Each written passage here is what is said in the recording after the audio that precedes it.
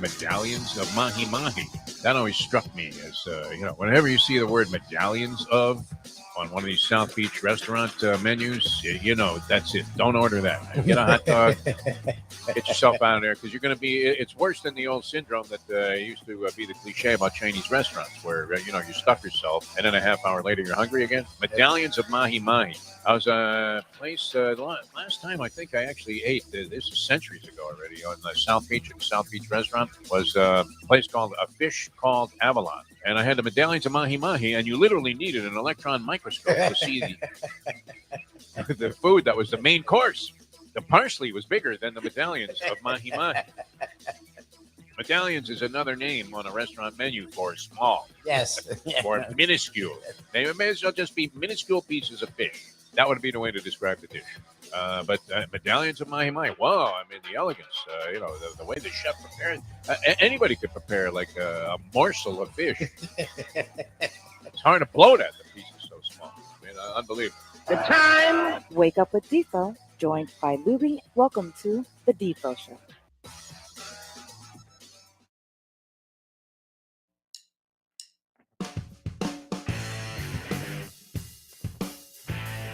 Good morning, world.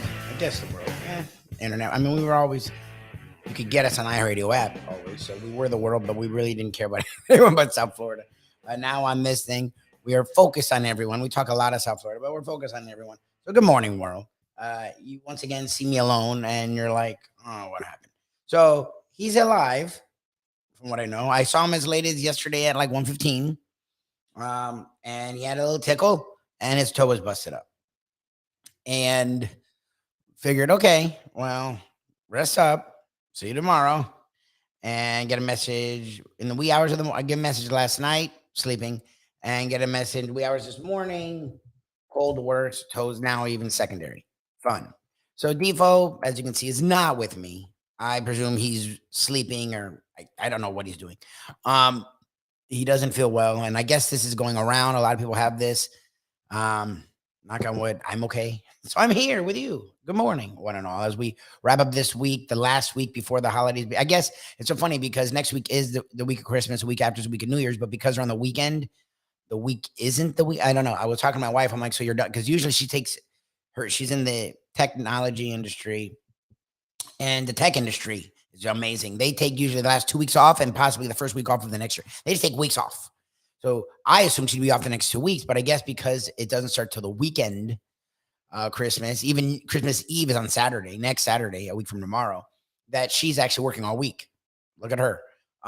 So I guess this is still the second to last week before the holidays. I don't know. Hanukkah, I know, starts Sunday, and Christmas is a week from Sunday. Christmas Eve has become a holiday in its own of itself. So Christmas Eve is a week from Saturday. So I consider this starting the holidays.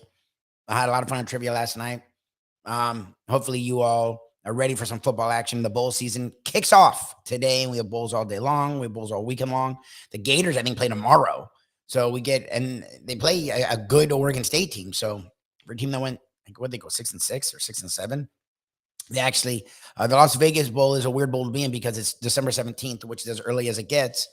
But it is in Las Vegas. So if you're a bunch of college kids going to Las Vegas, that's pretty freaking cool. And they're playing a good Oregon State team. So we'll see. I don't know who was playing for them because Anthony Richardson declared for the draft. Usually when players declare for the draft in this day and age, you're not playing in the bowl, especially the December 17th Las Vegas Bowl. And I know the Gators had some issues with their backup quarterback. So I have no idea who's going to play quarterback for the Gators. And I know some people have said in the media that down here, we don't care about bowls. I'd rather not play in a bowl. That's idiotic. Of course, you'd rather play in a bowl. There's a reason the FSU made a bowl for 40 straight years, didn't make a bowl for 5, and the rest of college football, especially in the state of Florida, mocked them for it. So making bowls a big deal. You'd like to make a bowl, and not making a bowl in year one of a coach who's getting paid $8 million a year is a joke. And look, I think Napier's getting like $7 million a year. And he didn't make, and he at least made a bowl. He made it at 6-7. So at least in year one, he made a bowl. I mean, if you're a Miami fan, look, they're recruiting amazing. They got another 5-star yesterday. On the field, they look like ass. Yeah, like to me, you look at the powerhouse programs. Yeah, they recruit well. They also coach well. Like when you're supposed to win 9 or 10 games when you're in the easiest division in college football. And the AC Coastal really is that. I mean, even this year, Duke was better. Carolina ended up being pretty good with Drake May. Carolina's defense sucks. Like the Coastal's not good. The Canes have one of the easiest schedules in Power 5. To win only 5 games is a joke. And I get it's year one, and they're recruiting well. And Mario said to recruit well. Okay. And his team got worse. It's not, it's that the Canes got worse the entire year. They didn't start that bad. Their defense started good. Their offense looked promising. By the end of the year, their quarterback was benched. The Heisman hopeful quarterback was benched. Their backup quarterback, Jake Garcia, who was a high-level 4-star transferring in, wasn't playing because he sucked. And Ja'Cory Brown, their freshman that they hoped was the future, looked horrendous. Like by the end of the year, their offense was abysmal and their defense wasn't good. It was okay. It had signs of life, but it wasn't good. Like, yes, it's year one. Yes, you're recruiting well, but your coaches look like they don't know how to coach. So Canes fans are in an interesting place because recruiting is how you build a program. But in this day and age with the transfer portal, it's not only about recruiting.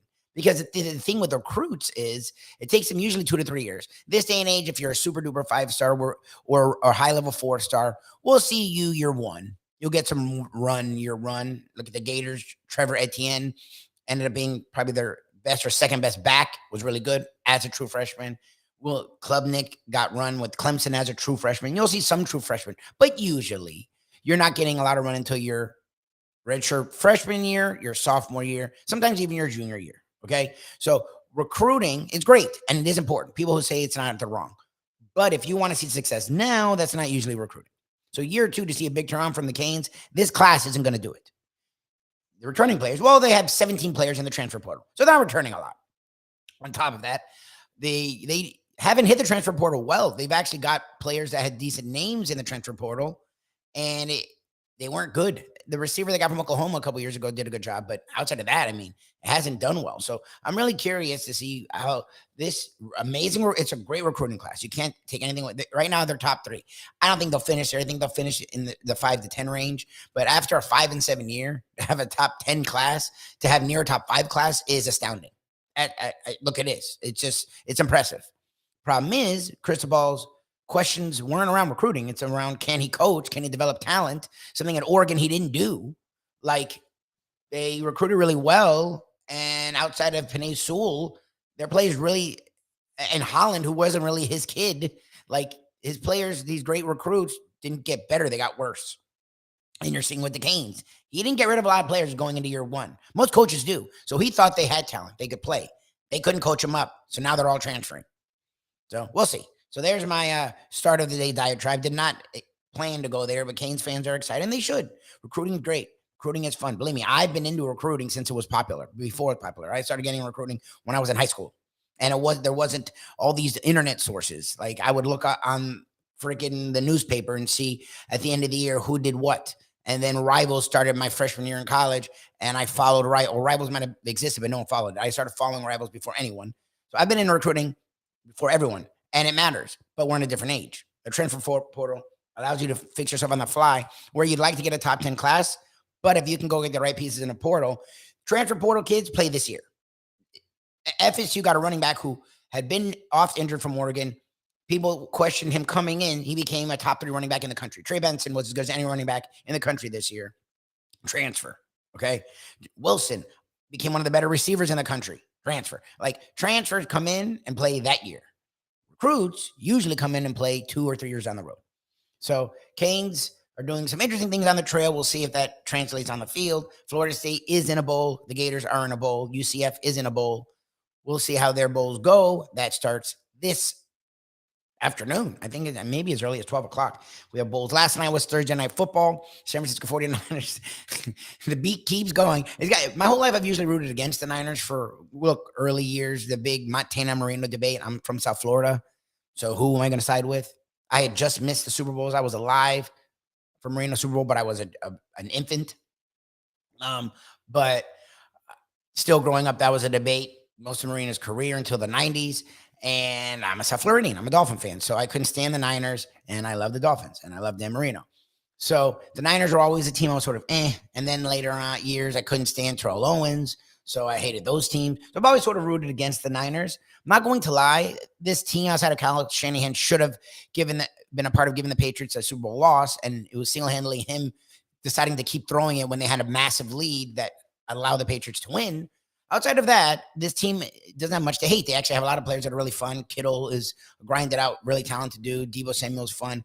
Not a big McCaffrey fan, but that defense is grinded out, sort of old school. Like this team is solid. And now they're interesting because they have a Mr. Irrelevant at quarterback who had a lot of success at Iowa State. And I still don't understand. I get he's undersized, but Brock Purdy usually a guy has that much success. No, they're not automatically a first round pick or starter, but they'll usually go by the 5th round or 6th. Like they'll usually someone will take a flyer on them. It's interesting that literally Brock Purdy was the last pick, but yeah, exactly. He doubtful is the way to put it, Mr. Mayo. Probable, and he ended up showing up yesterday. He's showing pictures of NyQuil, and NyQuil is not good. You should use like Robitussin or something else. They're not a sponsor. Maybe if they are, I'll sing their praises. But NyQuil sort of sucks when it comes to cold medicines.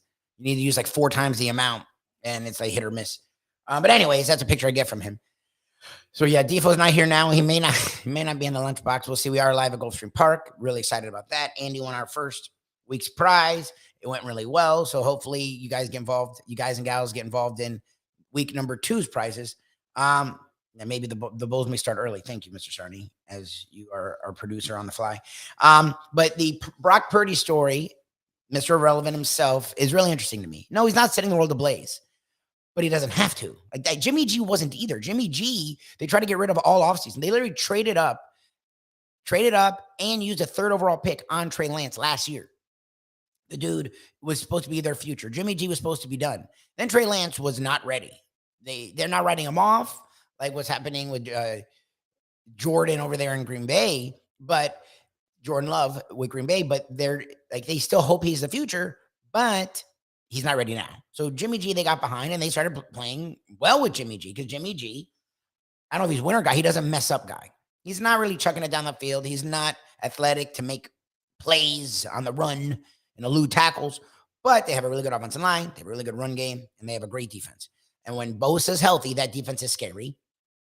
And Jimmy just has to dish the ball and get rid of the ball and try not to take sacks and try not to turn it over. And he's good at that. So they have succeeded. Well, Brock Purdy is not only as good at that, he may be better in the sense that he's actually athletic. Like he's not Lamar Jackson, but he has wiggle. It's like, it reminds me of Tua, where people think Tua's not athletic. They're wrong. Tua is just not Lamar Jackson. Tua is not going to just run for 50 yards when the play breaks down. But Tua can avoid pressure. He is good at scrambling. And we've seen the last couple of weeks, he can run if he needs to. Purdy's like that. Purdy's actually pretty athletic. Like he can run, he can move, and he also doesn't turn it over really. And he makes a smart play. Well, you're seeing the Niners were already playing well with Jimmy G. They're playing even better. They've now won 7 in a row. They're now 10-4, and they've now clinched the NFC West with 3 games remaining after they beat the Seattle Seahawks last night, 21-13. The Seahawks have come back to earth. Geno Smith what a great story. No, Geno Smith, he's fine. Like if he's not asked to do anything and there's no expectations, he can win you some games. He's still Geno Smith. Like he's average. Now, Purdy's a different story, but again, they're not asking Purdy to do much. And I'm curious about this story because you have Trey Lance, who's hurt all year, and this big, strong guy who can run like the wind and has a good arm. You have Jimmy G, who was winning, and now Purdy's winning, and Purdy's a 7th round pick, so his contract's nothing. And they're built to win because of the sum of the parts. So I'm curious how this story goes if Purdy keeps winning, and it sort of feels like he is. The Niners are playing as well as anyone in football, and to me, it's the Niners and the Chiefs at this point right now. Like the Bills are really good, but that scary thing we put on them early on, Josh Allen turns it over. That's what Josh Allen does. And we've seen it. He, up until about 2 weeks ago, was leading the league in interceptions. So, and he loves to run, and he loves to run over guys. And to me, at some point, I don't care how big and strong he is, something's going to happen to him. And we've seen their defense is really good, and we've seen the Bills are really good, but they've faltered at different times in this season. The Chiefs, even when they struggle, they look different. And the Niners right now look scary. The Niners are the one team now that looks scary. So that's where it sort of feels like the league is right now. Yeah, you have the Eagles, who are a really good team. I still think the Niners are a little bit better. Jalen Hurts is a good quarterback, and he's better than I thought he would be. But most of his success relies on running. And we know in the playoffs, defenses are like, no, you're not going to do that. What about this? No, you're not doing that. What about this? What about throwing? And Jalen Hurts is become a solid passer. But again, when he doesn't run, he's average. So to me, the Niners are just on another level. And that was an interesting Thursday night football game. The Miami Heat, we haven't talked a lot of Heat, but the Heat are now at 500. Tyler Hero, who was thought to have a sophomore slump last year, has come out of it and is killing it. He is playing amazing right now, including last night a career high 41 points. My favorite part is he hit 10 of 15 threes. So not only hit 10 threes, but he was efficient from the three-point line. And then he shot 13 of 20 overall, meaning he shot a ton of threes and still was efficient, period, which is impressive because sometimes for him, he'll just chuck it up. And he's really gotten better at not wasting shots. Like he's taking shots that are smart shots. Most of the Heat didn't play last night. Bam didn't play. Lowry didn't play. Oladipo didn't play. Jimmy Butler was supposed to not play, but did play. And he had a nice all-around night. Only had 20 points because Hero was on. But Jimmy had 20, 10, 7, and 4, so he had an all-around game. And the Rockets are horrible. And the Heat did, again, give up a big lead. But again, they won. And they're now sitting at 500. They're now leading their division. And the team that I was ready to say, tank it for Wembanyama, maybe not, because the Heat don't go away. And it's why earlier this week, I was like, we don't really talk a lot of Heat because they haven't been good like last year. But they are lingering.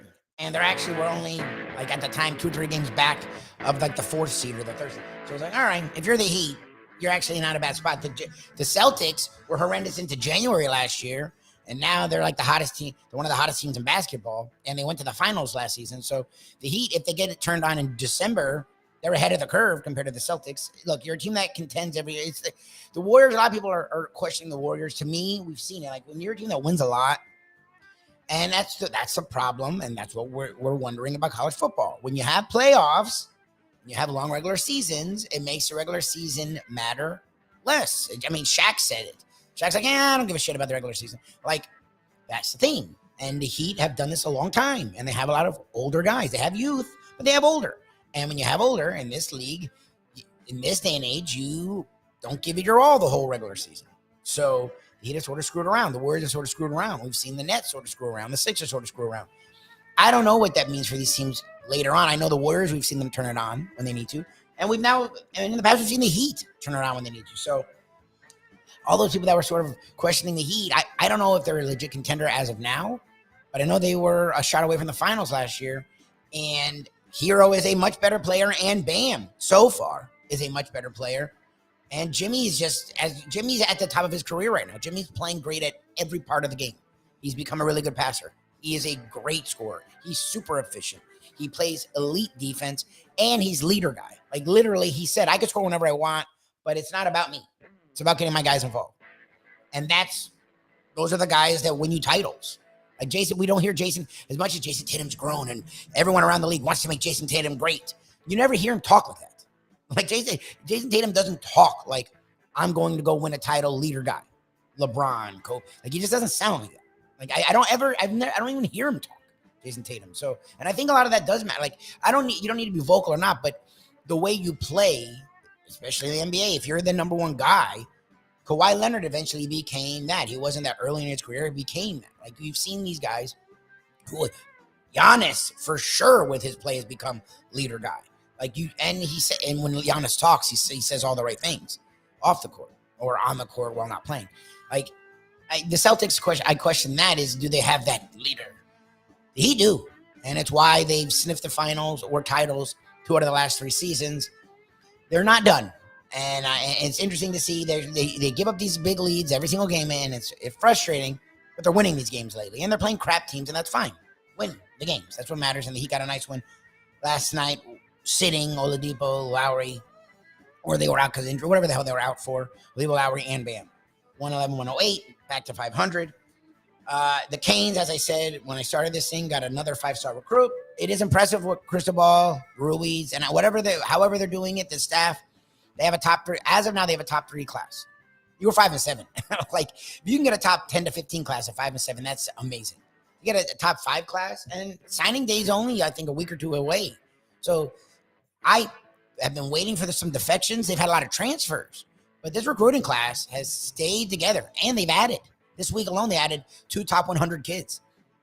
The offensive lineman yesterday, whose nickname is Pancake, by the way, which is the nickname you want for an offensive lineman, is top 20. And Bain Jr., the defensive lineman, is top 80. And that's just this week. So they're doing a hell of a job recruiting. We'll see how it affects the play on the field, because Texas A&M has done a hell of a job recruiting. And Jimbo's won a title in the past, and they're not winning now. The SEC West usually is the toughest division in college football. The ACC Coastal isn't. So if you have enough talent, even if your coaching is questionable, you think you'd find ways to win. We'll see what happens to Miami Hurricanes as they are rolling on the recruiting trail. And the Finns, weather, it's a state of mind, is what Tua says. Mike McDaniel, hamana his way through a presser, trying to talk about how he doesn't focus on the weather, but if you focus on the weather, then you focus on the weather, and then if you don't focus, then you're don't focusing, and then the weather's really there, but it's not there. It's only there if you want it to be, but it doesn't have to be. Whatever the hell he said in his press conference. The Dolphins will play in weather. When I looked at it earlier this week, it was supposed to say not more than an inch of snow. It's a Saturday night. I didn't take that into account, so it could be up to 5 to 7 inches of snow. I don't know. I've chalked the game to a loss, so I'm focusing on those last 3 games. It'd be cool if they put a representative effort against the Bills this Saturday night. We shall see. This is a Degenerate Friday. We will have the Greek coming up with his football plays. We'll have the professor with his college bowl plays of the weekend, or the next week, I guess, because we won't have them again until next Friday. So we'll have from today to next Friday, and of course his hilarious bid board, and we will have Mark Lawrence with his World Championship handicapper. Mark Lawrence with his trend plays, and the Gambling Gourmet himself, and your precursor to the lunchbox from Gulfstream Park. We'll do our Degenerate Friday with the Gambling Gourmet with our mix of food and sports fun. Appreciate you finding us this morning. And I don't know what you're saying, Jim, so I appreciate you chiming in. I can't talk and read. But appreciate those who have tuned in this morning. Appreciate those who will stick with me. Don't worry. It's not like the rest of this week where you get a lot of me. You're not going to get a lot of me. You're going to get a lot of everyone else, as it is a Degenerate Friday, I promise. So stick with me and get your Degenerate plays of the weekend on the Defo Show. No Defo, just Lubie here. More after this on South Florida Live. Ponies in Style at Champions, the outstanding simulcasting room at beautiful Hialeah Park. Yes, the grand old lady of thoroughbred racing has never been more vibrant, and you can wager on the races from the top tracks around the country while enjoying a cocktail at the Brass Rail Bar or any of the fine food served throughout the facility. If poker is your game, you're covered in style, and you can play all your favorite Vegas-style games, including blackjack, craps, and roulette, in Hialeah Park's sizzling hot casino. Get a player's card when you walk through the door for all kinds of generous amenities, including our favorite, free play, when you come out to the ultimate casino and entertainment destination, Hialeah Park. Hey folks, Tony Segreto here. You know, since day one, Catholic Health Services has been part of Old School. And since we've started letting people know about them, it's changed their lives. You see, Catholic Health Services, while being recognized as one of the top places for stroke rehab in the country, it's also about a group of people who not just excel in what they do, from the doctors to the nurses to the therapist, on and on and on. It's how they do what they do every single day that separates them from the pack. They do it with a passion, unmatched, and the inclusion of family in every step of the process. Trust me when I tell you this. If you want the best, unmatched rehab with a special group of skilled, caring people, there is truly only one place, and that one place is Catholic Health Services. These days, we're all looking for comfort anywhere we can find it. Thank goodness for Landlubbers Raw Bar and Grill in the Plantation location, because they are making sure you are as comfortable as possible. First of all, they're not only open for delivery and pickup. All you have to do is go to landlubbersbarandgrill.com for both pickup and free delivery. Their hours have changed a little bit. Monday through Thursday from 3:30 to 10, and Friday, Saturday, and Sunday from 11:30 to 10. You're going to have the best wings in the world. You're going to have a great burger. You're going to have their amazing soups. Again, Landlubbers, Raw Bar and Grill. It's nice and easy. Just go to landlubbersbarandgrill.com for both your pickup and free delivery. Thank goodness for Landlubbers for making you always feel right at home. So I like when the guys on the CBS pregame show, you got like Boomer and all of the crew there, they're picking games without the point spread. And then they're unanimously, on the side of the favorite. Picking games without a point spread is like telling somebody that you banged the girl last night and she was a hooker. I mean, that's the way I look at it. Got home last night, yeah. We now return to the Defo Show.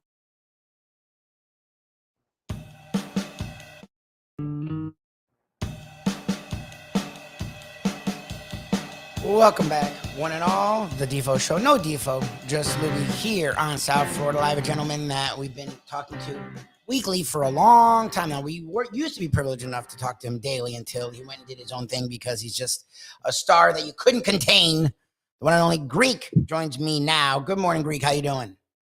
I'm doing good, Lubie. How are you, buddy? I'm doing well. I'm solo yet again. It seems like I'm doing this a lot these days, and it is not on purpose. I did not push Defo in front of a bus as much as he intimates I dream for. I'd rather not, actually. It's a lot easier when he's here. It's a lot more fun when he's here. But thank goodness for you, because it's always fun when you're on with us. What's going on with you, sir? Same old hustle bustle, trying to find a nice elf for the holidays and doing what I do best, spreading cheer and winter. So what are your thoughts? So what's funny to me is we're so used to disasters here in Miami that I'm strangely rooting for the success of Bryce Purdy, just because I don't understand how the Niners will handle that whole situation. Jimmy G, they brought him back. He actually was playing well. Oh, Jimmy G's gone. They would put a Kardashian in before Jimmy G. They hate him. He has no luck, no matter who it is. They found somebody off the street, they take him. Look, Kevin Harden. They wouldn't care. They hate him. They're like management with me. You do great, but they're still jealous. It actually is an apt comparison. What you do is bring them money, and all they do is bitch. You bring in $2 million. Oh, don't worry about it, Greg. It's okay. It's okay. Yeah, exactly. Okay. They're talking you off a ledge. It's like, I'm fine. Oh, no, it's okay. You see, Joe, he just closed the deal for $11. What a great guy. Yeah, exactly. Exactly. But that's the thing, is it's not only just the Jimmy G part, but it was literally like 2 years ago that they traded up a ton to get Trey Lance at the third pick. And you're not even hearing that name. Like, I'm just curious. Purdy's playing really well, and he cost them nothing. A 7th-round pick is nothing. Like, if he can really be the real deal. Oh, yeah. Well, they'll get rid of him. I mean, they also, remember, don't forget, Jimmy G in August, they called him. They told him, don't even come to camp. I know. Stay home. I mean, the good thing with Jimmy G, he's cute and he bangs porn stars. So at least he's got that. But no, this kid's doing good. He was very good. Most people don't know him because they're not big sports fans. Iowa State. He's great at Iowa State. Yep. He's got a good arm. Yep. They won last night, but they're winning, 7 in a row. Great defense they have. Samuel's out. They're still winning. McCaffrey's awesome. His girlfriend's hot. So what else do you want? Yeah, exactly. It's just an interesting story. It's something you don't see usually in sports, especially in football. When you don't know who to bet, you bet the guy with the hotter girlfriend. Exactly. I know. That's how you roll. And that's how, who is it? James Franklin, the coach for Penn State. I always buy Girl Scout cookies from the girl who's got a hot mom. Same thing. Good scouting. I saw kids to some pick. All righty. What do you have for me this weekend, sir? I like Detroit going back to New York. The line is 1 now. The Jets. I think Detroit's going to beat them. Washington, I think, tunes the Giants, lane 4. Yeah. I would bet a sex change on that. I really do. I really do. And then I got to tell you, the Gators in a bowl game getting like 11 points from Oregon State. Yeah. I don't know. The whole world's on the Beavers, and that's usually where I lean. But I'm going to go with the Gators plus 11. All righty. So you have in the NFL, you have the Lions, the hot Lions, who have won. They're 6-1 in their last 7 games. You have Washington over the Giants, and the Gators, who I don't know who's playing quarterback for them. So I think that's what it is. Richardson declared. Steve Spurrier. Yeah, exactly. first. Exactly. Danny Warfel. Defo's doing last first. Exactly. And you have the Gators getting 11. Anything else for us? That's it. leading this Don't be week? greedy. It's 3. And where can people check you out to get more of your hilarity, Greek man? You get it on Real Radio today, 10 to 2, 92.1 FM, and then 12:30 Gambler at 3 to 5. Also on HD2 987. And then if you catch me in Boca at New York Prime or Strike Cigar Lounge. Exactly. And you can check him out each and every Friday right here with us at about 7:20. Greek. Yep. We love you, my friend. Enjoy your weekend, and we'll talk to you next week. All right, Lubie, I'll see you soon. Let's try to get a cigar before the holidays. Yeah, let's do it. Maybe this weekend. Thanks, Greek man. All right. And the one and only Greek, short and sweet. And again, his plays were the Detroit Lions. Look, the Detroit Lions, they're not a secret anymore. Detroit Lions getting almost 2 points against the New York Jets. The Washington Commanders, the New York Giants are not playing good. And look, it was an aberration, and it was Barkley. Wow, he's actually better than we thought. Daniel Jones isn't scoring things up, but that team is in a rebuild, and they're not good. He thinks the Commanders laying 4 and a hook isn't enough. He's all over the Commanders. And the Gators, and that's the thing with the Gators, is I don't know who's playing quarterback. Richardson declared for the draft, so he's not going to play in the Las Vegas Bowl. Their backup got popped for some illicit shit and was kicked off the team. So I don't even know who their quarterback is. And Oregon State's actually playing really well, and I don't think they have anyone that's getting drafted high enough where they're going to miss the bowl. So that's why it's 11. He has the Gators getting 11 in the Greeks football plays of the day. Coming up in about 10 minutes or so, we're going to talk with the professor. He had technical issues last week, so he was not able to give us his big board top 5. He was not able to give us his college basketball plays where he kicked ass in college basketball last weekend. But he's always great in the bowl season. He will have bowl picks for you, bowl picks for me, bowl picks for all of us coming up in about 10 minutes. Defo, if you're tuning in going, what the hell, Lubie again? This is not my choice. Believe me, I have never said, oh, screw the old man. Our thing ended and we came together. Whether it's just good or bad, we're still together. I did not push him off of a cliff. We don't even have cliffs. Or I live off a sample. We do have the garbage mountain. I don't know if pushing him off the garbage mountain would kill him, but I never considered it, and I wouldn't do it. He's ill. He had sort of a tickle yesterday. If you watched us, he made his return from the Bahamas, and I guess went to bed last night and felt like ass. So he is not here today. I don't know if he's going to be with us on the lunchbox, and you should be with us. We are giving each and every Friday. We are live from Gulfstream Park. And we're giving away a pair of vouchers to the 10 Palms brunch. Now you're like, who cares about 10 Palms brunch? Why would I go to Gulfstream for a brunch? Hopefully you should just go to Gulfstream. It's a blast. But the brunch is ridiculous. It's actually really good. And Defo's joked through the years where the time he saw me walking with a plate of king crab legs that was up to here. It wasn't literally this high, but probably about this high. They do make your own pasta. They do breakfast. Like literally, the food manager was with us last week, and he said people will come and just camp out all day because they do a breakfast. They do some lunch stuff. They do prime rib. If you're there long enough, like they do a bunch of stuff, and they do a really good job, and it's really high quality, and it's right over the track, so you can. And there's betting machines and there's tellers around and you can see everything.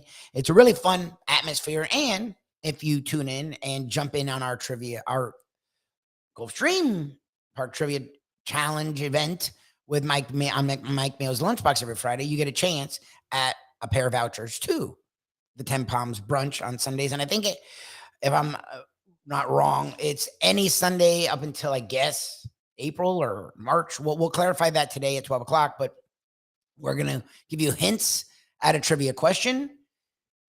You will answer that question via email to Mike Mayo's email address, and you will pick the winner of the feature race from Gulfstream Park for Saturday. So you send an email with your answer to the trivia question as we give hints all show long, and you will give your winner. And again, it's usually 1 through 11. Okay. So if you're a horse gambler, if you're watching us, you probably are, you can handicap. If you're not, just pick number 1 through 11. You can give the name of the horse or the number or both and give your correct answer to the trivia question. And you will win a pair of vouchers to the 10 Palms restaurant. We do that each and every Friday as we are live at Gulfstream Park. Really excited. We are at Gulfstream Park for years, between the Defo show and our Defo radio show that we did online. Years. And really happy to be back with Mike Mayo, Mike Mayo's Lunchbox. So tune into that at 12 o'clock. I have no idea if Defo's going to be there. He's been under the weather many a time. He never misses for being under the weather, but I guess the fact that we're at home and I can do this without him has made life easier for him when he's sick. So he is not here, but he may be with us on the Lunchbox. Last night, the Miami Heat were on, namely Tyler Hero. He set a career high with 41 points, hit 10 threes, tying a Miami Heat record. And the favorite, again, like I said before, my favorite part about it was that he was efficient. He literally was 13 of 20 from the field, even though he shot 15 threes, and he was 10 of 15 from three. And he had a nice all-around game. And Jimmy Butler, you didn't have Bam, you didn't have Oladipo, you didn't have Lowry, but you had Butler, and he went for 20, 10, 7, and 4, a nice all-around game. And yeah, the Rockets are horrendous, and it feels like they're all in on tanking. It's still, and he gave up a big lead. It was nice to see them win, get to 500 at this point of the season with all the struggles they've had, all the injury issues they've had. They're still now leading their division, and I think only a game or two out of a top 4 seed. So there you go. Thursday Night Football, talked about it with Greek a little bit. Brock Purdy, and I call him Bryce Purdy. Brock Purdy is playing well, and he's staying out of the way. And that's really what they need from him. And he's being Jimmy G better for less money. And Greek kept going back to Jimmy G. Jimmy G isn't the question. To me, it's Trey Lance. Like 2 years ago, look, the Dolphins have their pick. Like 2 years ago, they traded up with the Dolphins to get the third pick, and they drafted Trey Lance. So they traded up, used draft capital to then use a third overall pick on a quarterback. He's hurt this year. Look, the Brock Purdy story is still very early, so it doesn't mean he's the future, but he's playing well every week. And teams now know he's a starter, and teams now are preparing for him. And yep, like they haven't figured him out yet. And I get it's early. Well, look, but they lose Deebo Samuel, one of the best weapons in all of football. And I get they have McCaffrey and Kittle, but you would think that would affect him a little bit. No, the kid just keeps going, and he's not killing it. Only just had over 200 yards, 2 touchdowns, but he had no picks. He had one that should have been picked, but no picks, and was nice and threw for 65% completion percentage. He's just getting the job done, and their defense is elite. When Nick Bosa's out there, their defense is unstoppable. Because not only he's a menace, but they have really great linebackers, and they have a really good secondary. And they have a great offensive line, and they can run the ball. And Shanahan, when it's not the Super Bowl, is really good at coaching. So that team's interesting. And they kept winning. They won for their 7th straight game. Last night, they beat the Seahawks 21-13. And right now, the Chiefs are really good, and the Bills are really good. The Eagles are really good. To me, and it's not a stretch there, the Niners are playing as well as anyone in football, and they're getting better. And they have a young quarterback who had a lot of success at Iowa State. And he's the kind of guy that wouldn't be a first-round pick, but him being a 7th-round pick is weird. I get it, he's undersized, but he had a lot of success. And I know he's small, but I don't think it's not like he's 5'10". Like, I think he has okay size, and he has athleticism, and he has a nice arm. The whole Brock Purdy thing being Mr. Irrelevant is weird, but he found the right home. And especially when it's the quarterback position, situation is everything. The Niners are hitting on all cylinders at the right time. The Miami Dolphins are struggling at the wrong time. And weather is what everyone's worried about with the Bills game. Again, I said it, and maybe I'm being too cynical. I wrote this game off before they even played the Niners game. Like, you're going to Buffalo in mid-December. Okay, good luck. Let alone it's a Saturday night. Good luck. And the Bills are playing better. And you already beat the Bills. Like, the Bills need this game. They don't want to lose 2 games to you. So I wrote it off. Then they lost it 2. I really wrote it off. And now the weather, I thought it was going to be less than an inch. The reports that it could get as high as 7 inches, maybe even more of snow just Saturday alone. That's something. And I get it. The team isn't all South Floridians. However, they're not all Buffalonians. And most of the country does not, outside of New Hampshire and Vermont and parts of Minnesota, like, most of the country doesn't do what Buffalo does. So even if you've played in the cold, it's not like there's Lambeau. Outside of that, most of the kids are coming from the South and the West. Like, you're not getting that weather there. So it's really hard to be used to playing in that. Even Buffalo players, I'm sure, aren't used to it, let alone players that don't play in it. So I sort of chalked it up to a loss. I just hope that they put some kind of an effort together, because those last 3 games are the next 2 after that are must wins. And depending on those, we'll see what the last game of the year in New England is. This season, I still think they'll get their 9 wins. I still think they'll get to 10 or 11 wins, and I still think they'll make the playoffs. We'll see if they prove me right or wrong. Coming up next, we will have more plays for you. And we'll have the hilarious Big Board Top 5, the one and only. Didn't make it last week because of technical issues. But the one and only Professor will join me next. Defo under the weather. Hopefully he feels better. I do not know if he'll be on the lunchbox, but he's not with us here.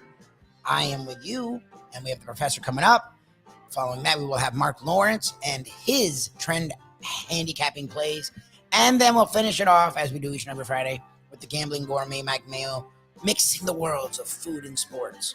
More to come, the Defo Show with Lubie. No Defo, just Lubie, here on South Florida Live.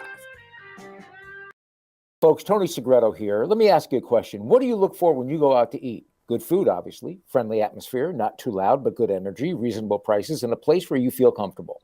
All those ingredients, no pun meant there, are hard to find unless you're talking about the Texas Roadhouse. You see, they encompass all of those attributes. Really, really good food, amazing atmosphere, good for a family, good for a date, or just a night out for yourself, and prices that will make you extremely happy. Their ribs unmatched, steaks hand-cut every day.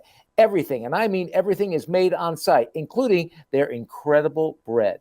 It's the one day, folks, that you can forget about low-carb diets. Trust me when I tell you, Texas Roadhouse, your restaurant, your destination when you say, where should we go and eat tonight? From the newly renovated sports bar to the beautiful bayside views captured at the Tiki Bar, Jimmy Johnson's Big Chill has it all. Located at mile marker 104, the Big Chill also offers waterfront dining while experiencing breathtaking sunset views of the Florida Keys. It's simply the hottest spot in the Keys to cool off. That's Jimmy Johnson's Big Chill at mile marker 104 in Key Largo. For more information, call today at 305-453-9066. Recently, we realized it's not just hurricane season that can hurt us. Any time of year, things can happen to your home or business. And the insurance company can be your friend, but they also can be your enemy. Horizon Public Adjusters, Justina Testa, are here for you to help this process go so much easier. Before you call the insurance company, call Horizon Public Adjusters and Justina Testa at 954-809-8752. Would you go into court without an attorney? So why would you go up against an insurance company without Horizon Public Adjusters and Justina Testa? 7 to 10 times more money recovered with a public adjuster than if you went on your own. If there's no recovery, there's no fee. Give them a call at 954-809-8752. Why go up against insurance companies alone when you can have Horizon Public Adjusters and Justina Testa on your side? Mr. Pentangeli, were you a member of the Corleone family? Did you serve under Capo regime under Vito Corleone, also known as the Godfather? I never knew no Godfather.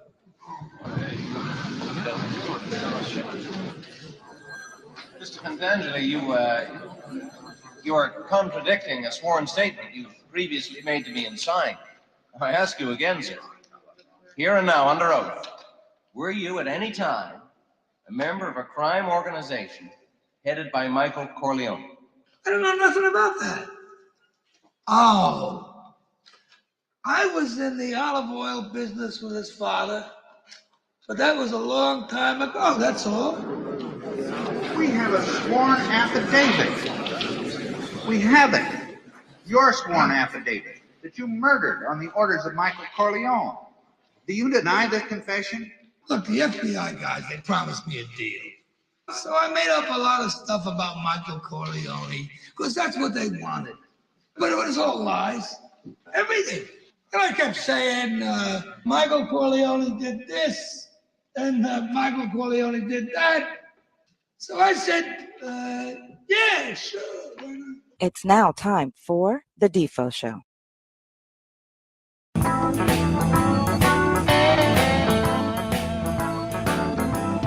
I didn't know you were leaving till you walked out the door. I didn't know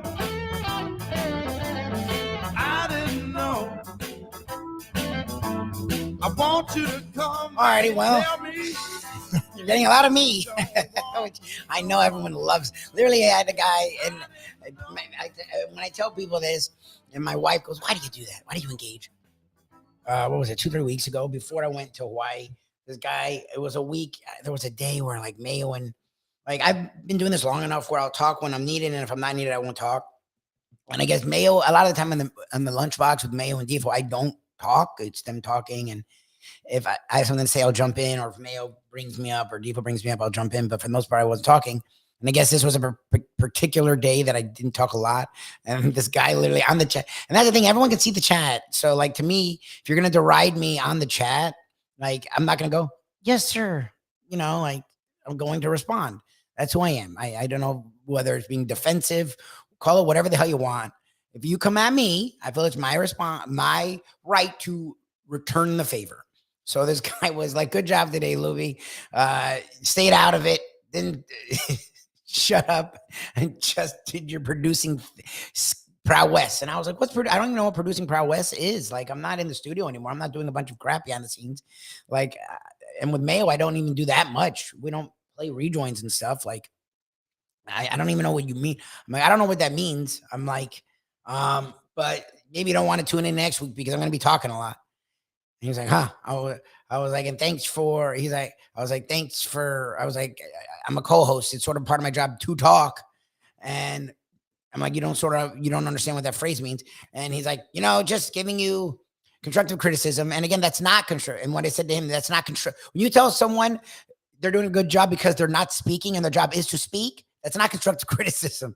That's just criticism. That's just saying things for no reason that doesn't help. That's just criticizing, which is useless. So I responded, no, that's just criticism. I appreciate it. And you probably don't want to watch the next few weeks because Defo will be in and out of town. You're going to get a lot of me. So here we are. A lot of me. Defo was back yesterday. He was here and it was fun. We had a good time and he had a tickle and the tickle, I guess, turned into a full-blown cold and he's not here, but I am. Yay. So we will have more handicappers at some point. The professor, I saw him yesterday. He was all in. He was excited because he didn't get to do the big board last week. So he was going to make sure he killed it with college basketball plays. So he was going to be here with us to do his college bowl plays and his top 5 big board. He's, as you can see, not here. Hopefully he will be here with us at some point this morning. At around 8:20, we'll have Mark Lawrence. Oh, there he is. All right, cool. As I'm floundering. The one and only professor joins me this morning. New technology in hand. Good morning, Professor, man. How are you? Sort of old technology. I ordered the same headset. I just managed to lose it. It wasn't like I improved things. Well, you have technology working, which is a win. Yes. Defo doesn't have his health working, and he's not here this morning. All right, so before we get into the bowl season, you actually have been doing really well with college basketball. I'm not asking for plays because we didn't even discuss that, so I'm not throwing you a loop. But I know last weekend you did do really well when it came to college basketball. I'm not throwing you a loop, but I'm definitely throwing you a loop. I'm asking for plays. I'm asking for plays. So I know you did really well last week, and you and I were talking about this because over the years I've become less and less of a regular season college basketball fan, and it takes me really till about February, March. Even you this year have sort of struggled to put your finger on who's good and bad. Like just as a quick, because most of our listeners and viewers are like me, where they don't get into college basketball till February. Where are we with the college basketball season? Well, I mean, realistically, you're doing radio in South Florida here, so I don't think your fans get into college basketball until the brackets, like the first week of April. Like I feel like most of them do brackets, but they don't actually pay attention to it. I feel like yours is the pool that the secretary wins a lot because she picks by team colors. Look, and obviously we should talk to Blake more at some point about this, see if he's got any feeling. I think like everybody else, I'm reasonably impressed with Purdue. They've gotten off to a great start. Virginia's ranked second in the country. They're playing great, but the couple of times I've seen them, I haven't been blown away with them. But I think you're talking about, the typical Virginia team. They execute very well, but you're certainly not going to be stunned by the amount of individual talent. I think when you talk about individual talent, at least in terms of the top team, UConn seems to be up there, but they don't seem to be very deep this time around. Really more of a starting five kind of group, but have played really well to start the season. I don't know if they've been as tested as some of the other, teams throughout the country. And after that, I really liked Texas, and then their coach decided to go home the other night and beat up his wife. So his future looks very much in doubt, and I would assume that would throw that team really for a big loop. If you'd asked me at the beginning of the week, I probably would have said Texas, but Chris Beard's apparently a moron. So I think that definitely puts a big question mark or asterisk in front of their season right at the moment. All righty, and before we get into the bowl season, it's funny, you and I've talked a lot about this because in the past you're really good at looking ahead to games, like well before. Oh, geez, yeah. And thanks for ruining that college football playoff in college football because nobody wants to play anymore. And that's the thing is, it's something Defo and I haven't talked about, but you and I brought it up. You actually brought it up last week. And I was like, oh, shoot, that's true. Like, because I would always ask before, oh, what are you looking at? And Defo and I would actually give us something to talk about because you know what the hell you're doing. And that's where we got into that Hawaii Bowl theory was from you, which is, I think this is another solid year for that theory. But like, well, it'll never surpass the classic one, which was when I think his name was Southwick, the Boise State quarterback, went out there with Boise State to play Oregon State and got sent home because he was throwing bags of urine off the top of the hotel room. Just probably a pretty good indication that you've dipped a little too far into the poi at the pregame luau, having a little too good a time being out there on vacation. Unfortunately, look, with all this, and again, the classic, even though it was kind of a crap bowl, is we had Missouri and Army last year. And then the day of the game, forget the guys who tell you like weeks ahead of time that I'm going to the NFL, I'm not going to. The day of the game, like 6 Missouri players, including their starting quarterback, and I think it was like their top 3 running backs. So you ended up with this walk-on white kid who was, Lubie sized, weighed like 140 pounds, being Missouri starters. And they ended up actually playing close. And as I recall, they went to the final drive. They almost won the game. But, I mean, that's the kind of chaos you're getting in bowls right now is like the best you can hope for is maybe guys will let you know 3 or 4 days ahead of time that they'll sit out as opposed to the actual day of the game. But it becomes, very difficult to look ahead to some of these bowls simply because you really, in a lot of cases, don't know who's going to actually play.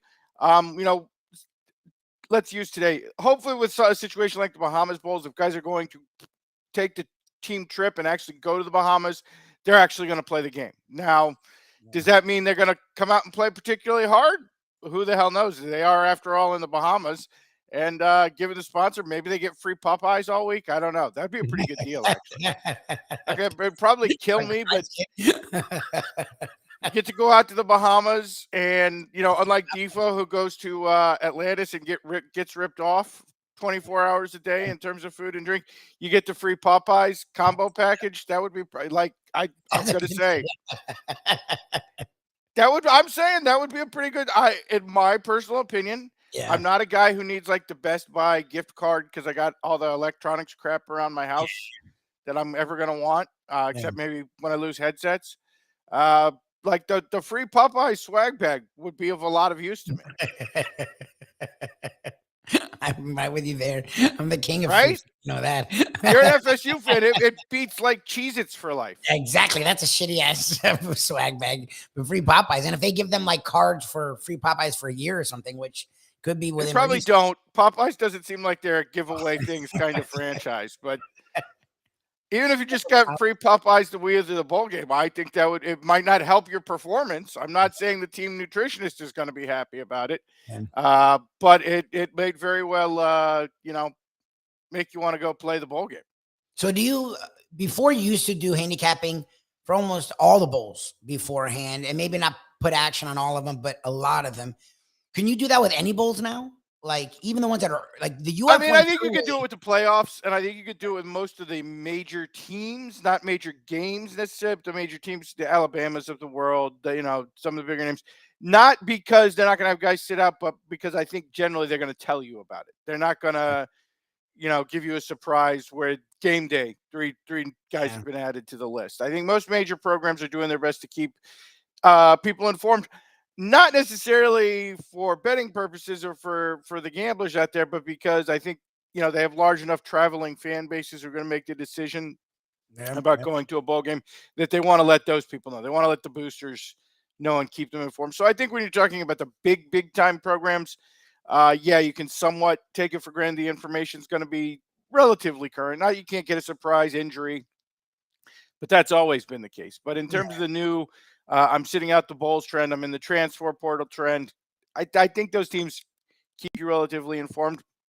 You get in these minor bowl games this week, no, I really don't think you can. Yeah, I mean, it's pretty much, you can't really go before game day and adjust accordingly as it gets to game day. So you literally are, because you said this and I was like, oh no, that can't be true. Like you're going day by day and that's how you're handicapping. Like literally you're putting. Yeah, I think after up until last year, now this trend started. Was it Christian McCaffrey was the first? Yep, I think it was like 3 or 4 years ago. Yep. I mean, this trend started 3 or 4 years ago where guys would announce that they weren't playing. And it has sort of increased in each year. And up until last year, I really think you could have done it really a week ahead of time. It was pretty much the window. And it was whether guys were traveling with the team. Most of the time when guys were sitting out, they weren't traveling with the team. And then last year, it went absolutely wacky. And again, the Missouri game was the best example, because I think it was like literally 6 players decided game day. But there were half a dozen or more other ball games where guys decided within the last 24 hours that they were not going to play in the bowl. So I think you got to come into this year with a day-by-day policy, because I don't think you can take it for granted that you're going to have all of the announcements ahead of time. And I think you could, wake up with a very nasty surprise, a game you've been targeting for a couple of weeks, and all of a sudden your quarterback has decided, oh, I'm going to be a 7th round draft pick, so I'm going to be Brock Purdy. So I'm going to sit out my ball game. All right. Well, in honor of that, so we have 2 games today. Are you just, for your plays, are you just picking from today's? Because we're going to go today and tomorrow. We're going to take the chance that we don't get any game days tomorrow. But we're only doing today and tomorrow. Okay. What do you have for us in the play category? Well, let's start with today. We've got the Care Bowl. That's UTSA and Troy. Randomly a top 25 matchup. It is a top 25 matchup, although not one to get excited. And I will remember. Oh, and we got Sarney asking us about the Division II and Division III championship games. Of course. I got to be honest, Jim. I pay a lot of 1AA attention. I don't pay a lot of attention. Are you betting North Dakota State and South Dakota State? Do you actually bet on those? I've never. I always bet the 1AA. Always, but I bet the 1AA games pretty frequently. Yes. Good for you. Anyway, I don't even know who's in the Division II. Let me look these games up real quick. I'm assuming Mount Union or Wisconsin Whitewater is probably in the Division II championships. They're always a pretty solid. I have no clue. Pick here. Let me pull that up while we're honoring Jim's request. I love him. I usually black out half of what he literally. We would talk about 9th grade lacrosse half the time if it was up to Jim Sarney. So I love him and I appreciate his producing on the fly. He corrects us quite often and it's needed. But sometimes, I don't know. Okay, we've got Mount Union and North Central Illinois. Just on name value, I would have to pick Mount Union there. I mean, they've won something like 15 out of the last 20. They're the North Dakota State of Division III. Again, you do see some surprises. There was a school a couple of years ago named Mary Baylor Hardin, which came out of nowhere, out of Texas, where I didn't even know they played Division III ball, and nuked Mount Union in the championship game a few years back. But I would have to go to Mount Union. Not on serious handicapping purposes, but just strictly on name value there. Again, they are the powerhouse school of Division III football for people who pay attention to that. Apparently, Jim is one of them. One of 28 nationally and the only one in the state of Florida, but he is one of them. Anyway, Going right, so back the to Cue today's Bowl. game, The Cue we've Bowl. got the Care Bowl between Troy and Utsa. My favorite story on that is Defo and I were talking about an obscure bowl game one year, years ago, where Troy was playing, and Visser came on. The lovely and talented Leslie Visser came on as a guest for us, and she thought I was talking about betting on Troy Aikman because it was unfathomable to her that anybody would actually bet a bowl game involving Troy. But now they are a top 25 program. Right, so there you go. Look at that. They've come so far. And they're getting 2 from UTSA. UTSA is a team with some bowl experience and got a pleasant surprise when their quarterback decided earlier this week to come back for a 6th year. But I think Troy has really finished the year on an impressive run. They're absolutely clobbered Coastal Carolina in their bowl game and really comes in on a run. They have not lost a game, I believe, since October, and that was to Appalachian State at Appalachian State. It was a game I watched. It was right after App State had pulled off that upset against Texas A&M, and Troy should have won that game. For those who don't remember, that's the game where Appalachian State got the tipped Hail Mary at the fourth quarter at the end early in the season. Troy hasn't lost a ball game since then. They've barely been played close since then. They beat Army, who we saw a couple of weeks ago, and then they beat up on UL Monroe, Arky State, and Coastal Carolina in the championship game. Getting a couple points here, I think Troy's a very solid play. They're the much better defensive team. Both teams have pretty high-flying offenses, but I would say, in fact, that Troy comes in with the vastly better defense, particularly a defensive line, which is a lot of pressure on the pass. High-scoring game here, I would imagine, but I would definitely look to the Trojans and take Troy in this spot in the Care Bowl. Okay. And honestly, at 57, it's probably a good game to go over too. Okay, so that's of today's action. You like you like Troy. I don't even know what is Troy's nickname. Troy. Jim has told us, by the way, that Division II is Colorado School of Mines versus Ferris State. Shut up. Is that really a name? I thought he was just joking. I'm picking the Colorado School of Mines because if you were a School of Mines, is that what they are? And you're making a championship game, you got to have some tough bastards, right? Like, do they actually have mines? You're not going to a School of Mines if you're soft, right? Like there's no communications majors at the School of Mines. There's no philosophy liberal majors. arts. You're not getting liberal arts. You got to be a hard ass if you want to go to the School of Mines, right? Because if you have like a stock brokerage or a bank or some soft ass office job, you're not hiring somebody from the School of Mines. You're not deciding between Chicago and the School of Mines. That's a bunch of dudes whose career path is I'm gonna go climb down in a mine and die of black lung. Like, oh my god, football's a walk in the park to those guys. Jesus. All right. So yeah, I don't know who to pick. I guess I would do the same. Colorado School of Mines versus Ferris State. Just the names alone tells you who you should go with. All right. So that's what you have for today. What do you have from tomorrow? Tomorrow's one of everybody's favorite bowl game names, the Jimmy Kimmel Bowl or the Jimmy Kimmel Los Angeles Bowl. You got to like a game that's named after Jimmy Kimmel for reasons that defy explanation for me. I don't know why Jimmy Kimmel decided to slap his name on a bowl game. I guess if I were rich or famous, I would probably slap my name on the Ken Bowl. For sure, you would have a bowl. I would, yes. If I just had money to throw away, or better yet, had a television network that was willing to just throw money away on me, I would probably slap my name on a bowl too. So kudos to Jimmy Kimmel for making that move. I can't hate on that in the least. And that is Fresno State against Washington State. Washington State, a team we've actually kind of liked throughout the year. They've been very tough against the spread. I have no idea why they're getting points here because apparently not many people watch Fresno State annually disappoint you in bowl games. They usually look strong coming into games, and they almost always crap the bed in bowl games. So getting points against Fresno State with their hugely disappointing bowl history seems like an absolute no-brainer to me. I'm taking Washington State in the Jimmy Kimmel Bowl over Fresno State tomorrow. And you have any other action on this weekend's slate? Again, this is going to come as a surprise to some people, I guess, in the Scott Satterfield Bowl, which is a game that I don't, I would normally in this case of this city be rooting for a stadium explosion, not because I hate either team, but because I hate the stadium, and that is the Fenway Bowl up in Boston, Jesus. which has been a weirdly cursed game. They had some odd occurrence like 3 years ago, and then they had to cancel this game twice for COVID. And now they come back, and we'll be talking about this later in the big board.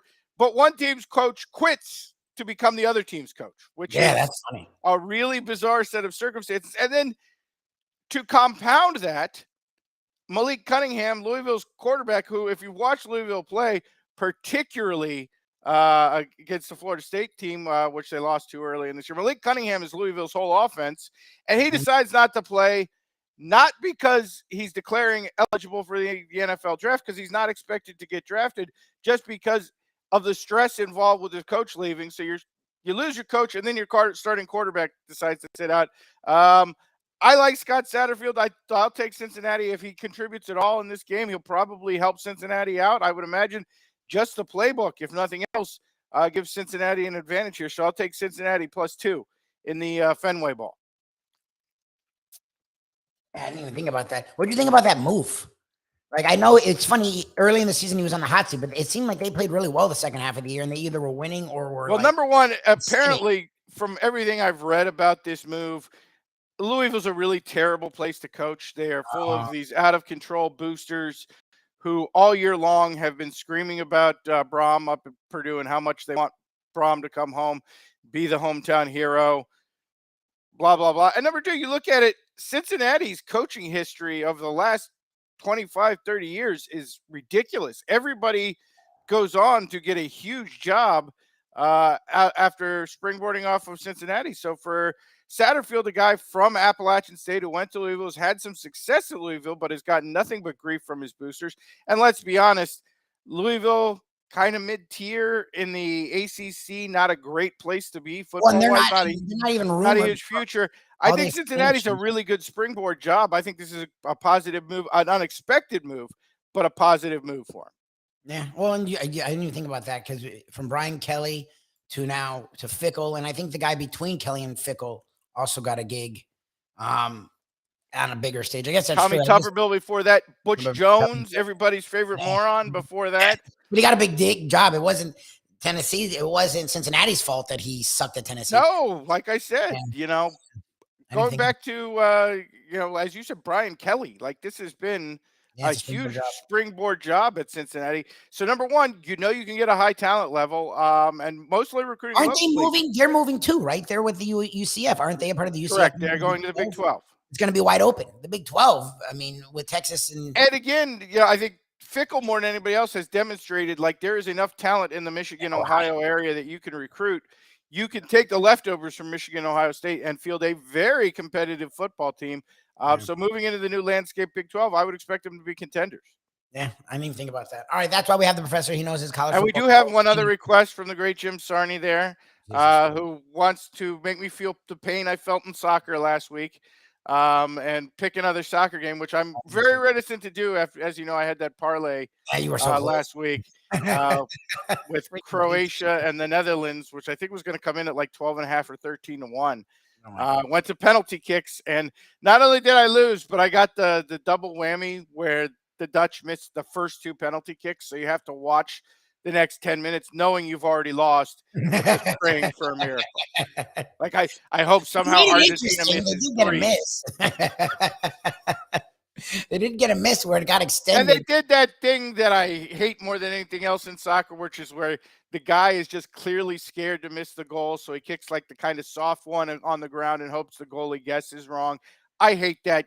Like, just go up there and rip. I don't blame Harry Kane for like ripping one 10 feet over the net, because at least you were trying to kick the one that like, hey, look, goalie, you're not going to stop this. If I don't miss the nets, this is going in. Yeah, what Messi did in the semifinal game.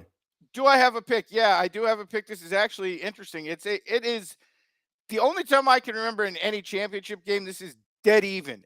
Both teams are plus 180 in regulation. Oh, wow. Both teams are exactly, I believe it's minus 110 to lift the cup period. So including the overtime and the shootout. This is a dead ass pick'em. You never see dead ass pick'ems in championship games. So I guess people are saying it's a coin flip. I don't think it's a coin flip. I think that what we're going to have is the more experienced, the younger, the more talented championship team overcoming the superstar player who everybody wants this story. I'm taking France. I'm sorry, Messi fans, and I'm a Messi fan. I've always been a Messi fan, but it's not Messi's day anymore. It's Kylian Mbappe's day. Yeah, He's the best player on the pitch. France has more talent. Has France looked great throughout this tournament? No, they haven't, but they've done enough to get through. And I think when you have a talented team, how many times do we see this in college football in the playoffs? A team that stumbles a little bit. Georgia last year stumbled in the SEC championship game, but the most talented team, they arrive in that moment and they find their moment. I think we're going to see that again with France. And look, if you're looking for something encouraging on France, look at Lorraine's last two performances in goal for France. He's been really good. Where Argentina's keeper, outside of that, those penalty kicks against the Dutch Martinez has been very shaky throughout goal. I think it's the same old story for Messi. He's obviously one of the top players in the world still, but it's always come up short at the World Cup because Argentina just hasn't had the punch to go with him. I still don't think they don't. You look at club play, France has, even with the injuries to Pogba, even with the injuries to Benzema, France has the better club players all across the field. And again, the best player on the field, and particularly the one who can just physically make a difference, is Mbappe. I don't know how much you've been watching this, but they did a segment the other day when Mbappe went on a run, and then they timed this at a running start. It wasn't a stopped start. It was a full run start, but they timed him over 40 yards. He ran a 3.8 over 40 yards. Oh, Jesus. Now, again, that wasn't from a stop position. That was at a full speed start. Wow. But that's, I mean, I don't care what sport you're in. That is off. He's a ridiculous athlete. Yeah, it's insane. Well, that's funny because like Giroud and Griezmann have played well. Pogba was the one that was like the star, like before Mbappe. Pogba was the dude that was like the G. So like, and Benzema has been around a long time. So the fact they're missing two of those guys and it hasn't even phased them. Yeah, I don't know. My heart's with Argentina. I'm rooting on Messi, but yeah, France is the better team. They're the defending champion, and someone hasn't won back to back since when was it? Is it like the 80s or the 90s? I don't know. It was Brazil in the. Was it the 90s? 60s, I believe. Okay, 60s. Okay, so, yeah, someone hasn't won back to back in like 40, 50 years. No, we're going through a lot of history here. Obviously, the whole Messi storyline. You're talking about. People want to argue. He's certainly one of the greatest players. I never know. Want to say he's not the greatest player ever. Point to the World Cup, the fact that he's never won one. So he's going for legacy here. Argentina is like this soccer powerhouse who really hasn't done all that great in the World Cup. They made one finals, but otherwise some disappointment for like the last 40 years versus a team who, if you look at it, really since 2000, France has been the best national team in the world. And now they're going for the back-to-back.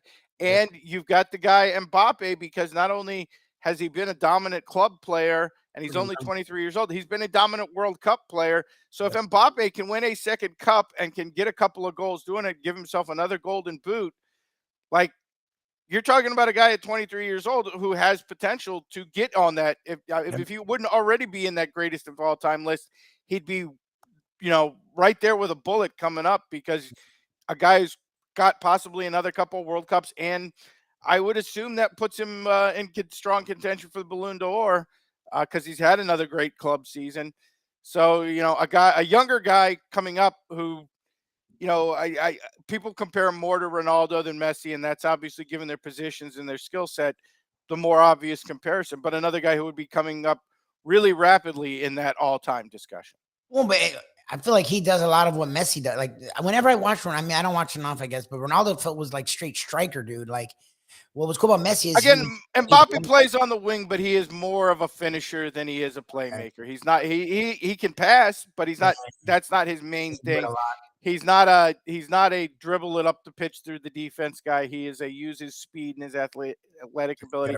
He's better in the air than Messi ever was. He's probably not as good as Ronaldo was in the air, because Ronaldo, probably for a good decade there was one of, if not the best player in the world in the air. But he's, of the two, he's closer to Ronaldo than he is Messi, but he's really not exactly either one of them. Either one. Well, it should be an interesting final this Sunday at 10 o'clock. So it'll be your. Given that it's South Florida, I feel like there's going to be a lot more angry people if France wins, because I feel like we have more Argentinians than we do the French, at least out and about, because the The Argentines like to go out and party for their soccer games, whereas the French Canadians, I assume, stay home and be cheap because it costs money to go out for the soccer games. And I know French Canadians cheer for Canada, or they cheer for France, or they cheer for both. You know, I don't know. Yeah, I know we have a lot of Argentinians. And then we get this weird thing where, you know, Americans, we pretty much root for the U.S. and then we ignore everybody else. Whereas South Americans, they root for whoever the South American team is. So I'm sure it won't be just Argentinians, have Brazilians and Colombians and everybody else out partying, rooting for the South American team, because they seem to sort of go regional once their team gets eliminated, which it's weird to me. You see Brazilians out there rooting for other South American teams, because for me, that's like Alabama fans jumping on the Auburn bandwagon the one year Auburn happens to get in the national title game. But whatever. I don't really understand all the fanhood at the World Cup thing. I don't understand, for example, and we were talking about this the other day, do countries sponsor hot chicks to go sit in the stands at the World Cup? You never see an average-looking woman sitting in the stands at the World Cup. It's all like 9s and 10s. Like, if you're an 8.5, don't bother applying for World Cup tickets. You're not getting in.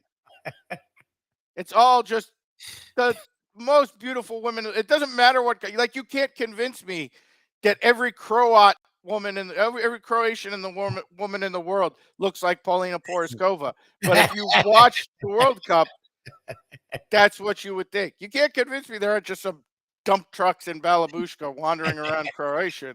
It's got to be. But somehow it is nothing but stunningly beautiful. I was watching, it was a country you wouldn't expect. It was like a poor country. Maybe it was Cameroon or maybe it was Senegal, whoever the African team was. And it was Senegal, a poor country. You wouldn't expect nothing but stunning women. They cut to the fan section, and it's like 10 Naomi Campbells sitting in the front row wearing Cameroon colors. Like, what the hell is going on in the stands here? How is that possible? I didn't know that. I haven't watched as much World Cup as you, so I'll leave that opinion to you. I'm telling you, it's nothing but dimes in the stand. It's amazing. I believe you. You're a man of honesty. And facts. I believe you. But it is time, as we like to do each and every week. We didn't get to do it last week, so we want to make sure we do it this week for the professor's big board top 5. All right, and we got no Defo this week. Sorry, you're not feeling well, Defo. Feel better. I don't know if you're not actually feeling well or you just had to get a second job because you spent a week in Atlantis.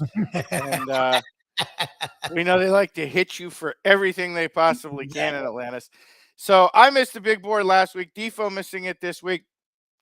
We had technical difficulties last week, but we wanted to do this topic, so we're covering last week's topic. So for a few days dated, you're going to have to excuse us this week. We'll catch up currently next week. Fortunately, not a lot happened this week, so I don't feel bad doing the 2 week. And last week we had a lot of adventures, a lot of things going on. So we are going to the big board of heel turns this week, because we had a lot of those in sports last week. A lot of athletes went rogue, a lot of coaches went rogue, and we're going to cover it with the big board of heel turns. Again, this is somewhat dated. This is last week's board, but we're covering it this week. So if we got some 2-week-old stories and you don't like it, well, double your money back on the cost of the segment here. And that'll take us to number 5, which is the only good part about the Manning cast are these inside stories. And Randy Moss goes rogue on Tennessee on the Manning cast, telling people that Randy Moss intended to go to the University of Tennessee, but he didn't go to Tennessee because when he took his official visit, this would have been Peyton Manning's senior year, folks. Peyton Manning could have had Randy Moss as a freshman playing for Tennessee.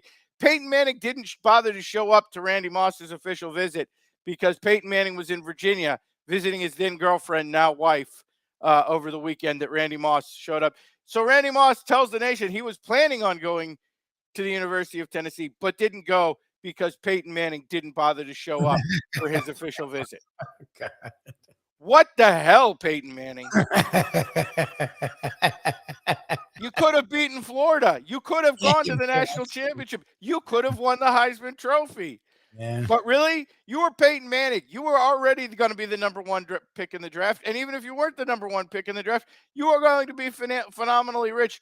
that girl was going to marry you anyway. What the hell did you need to go visit her over the weekend where Randy Moss was visiting? I'm sorry. I know you're not the best looking dude in the world, Peyton Manning, but it is a lot easier for you to find a hot girlfriend than it is for you to find a Randy Moss level talent at wide receiver. Well, just think, Peerless Price and Randy Moss. Jesus. You remember Randy Moss at Marshall? Nobody could cover Randy Moss. Well, I remember him at Florida State. That's the problem, is he might not have played with Peyton. It wasn't until like 2 years later that he figured it out. He had to go through Notre Dame and Florida State first before he was able to play. Anyway. Anywho, But yes, that was number 5 is Randy Moss tearing out the hearts of all Tennessee Volunteers. Tennessee fans have had, first they lose, then Hooker gets hurt, then Randy Moss goes on TV and said, oh yeah, by the way, I was coming to Tennessee, but Peyton didn't bother to show up. Screw your hero. He's a jerk. Not only did he lose to Florida every year, but he cost you a national championship. Exactly. So Randy Moss turns heel and hits the entire Tennessee fan base with yet another folding chair over the head. So that'll take us 5 to number 4. As discussed, the Scott Satterfield Bowl. Scott Satterfield not only abruptly leaves Kentucky, leaves Louisville to go to Cincinnati. And ego-wise, that's kind of got to be a kick in the balls, let's be honest. They're a group of 5 team right now. Right? Like, if you're Papa John, like, you know, what? And the guy leaves you for Skyline Chili. Like, exactly. that's got to be a kind of a shot through the heart there. And number 2, you're playing them in the bowl. Like, I've never seen this before, where a coach leaves one school for another school that they happen to be playing in the bowl. Like, what's that? Again, it's about as big a coaching heel turn as I can. Now, again, as I understand it, it was kind of deserved from what I've heard. Louisville has not treated, and their booster base has not treated Satterfield well, so it's understandable. And realistically, Cincinnati's a better job. I get it. But I don't feel like if you're a Louisville fan, you're accepting my premise that Cincinnati's a better job. I feel if you're a Louisville fan, you got money, you've got facilities, you've had some success, but maybe not as recently as Cincinnati's had.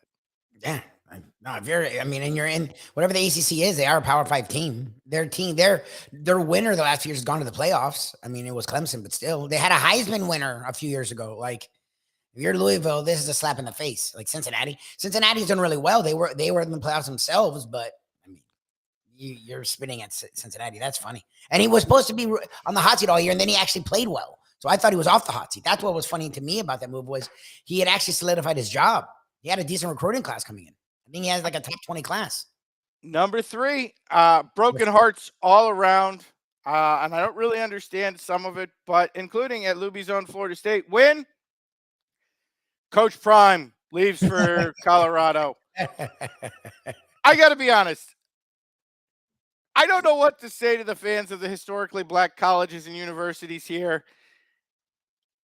Other than you really thought he was just committing to Jackson State forever? You really thought Prime was going to live in Jackson, Mississippi for like the next 30 years? Like you thought that was realistic? Have you not paid attention to Dion for, well, ever? Since like the late 80s at Florida State?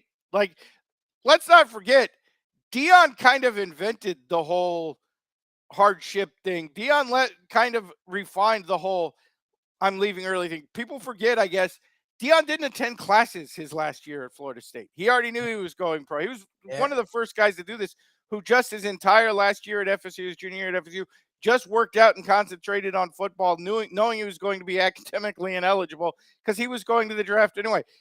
Dion's the guy who famously went to the NFL draft, and when the Giants asked him for an interview, asked him where they were picking. When they told him 8th, no, I'm going to be gone by then. Like, Dion has always been about the money and the lights. I find it incredibly difficult to believe that there are people who actually thought when Dion told you, oh, yes, I plan to build something at Jackson State, that didn't mean I plan to build something for me at Jackson State. And obviously Dion's leaving. He's taking everybody with him. And hey, look, to the Florida State fans who are heartbroken that he's not going to Florida State, which is a small fraction of the fan base, but the small obnoxious section of the Florida State fan base is who dominates Twitter for some reason. FSU Twitter has, since the days of Mia Khalifa, been it doesn't belong on Twitter. It belongs on the dark net. That's how horrible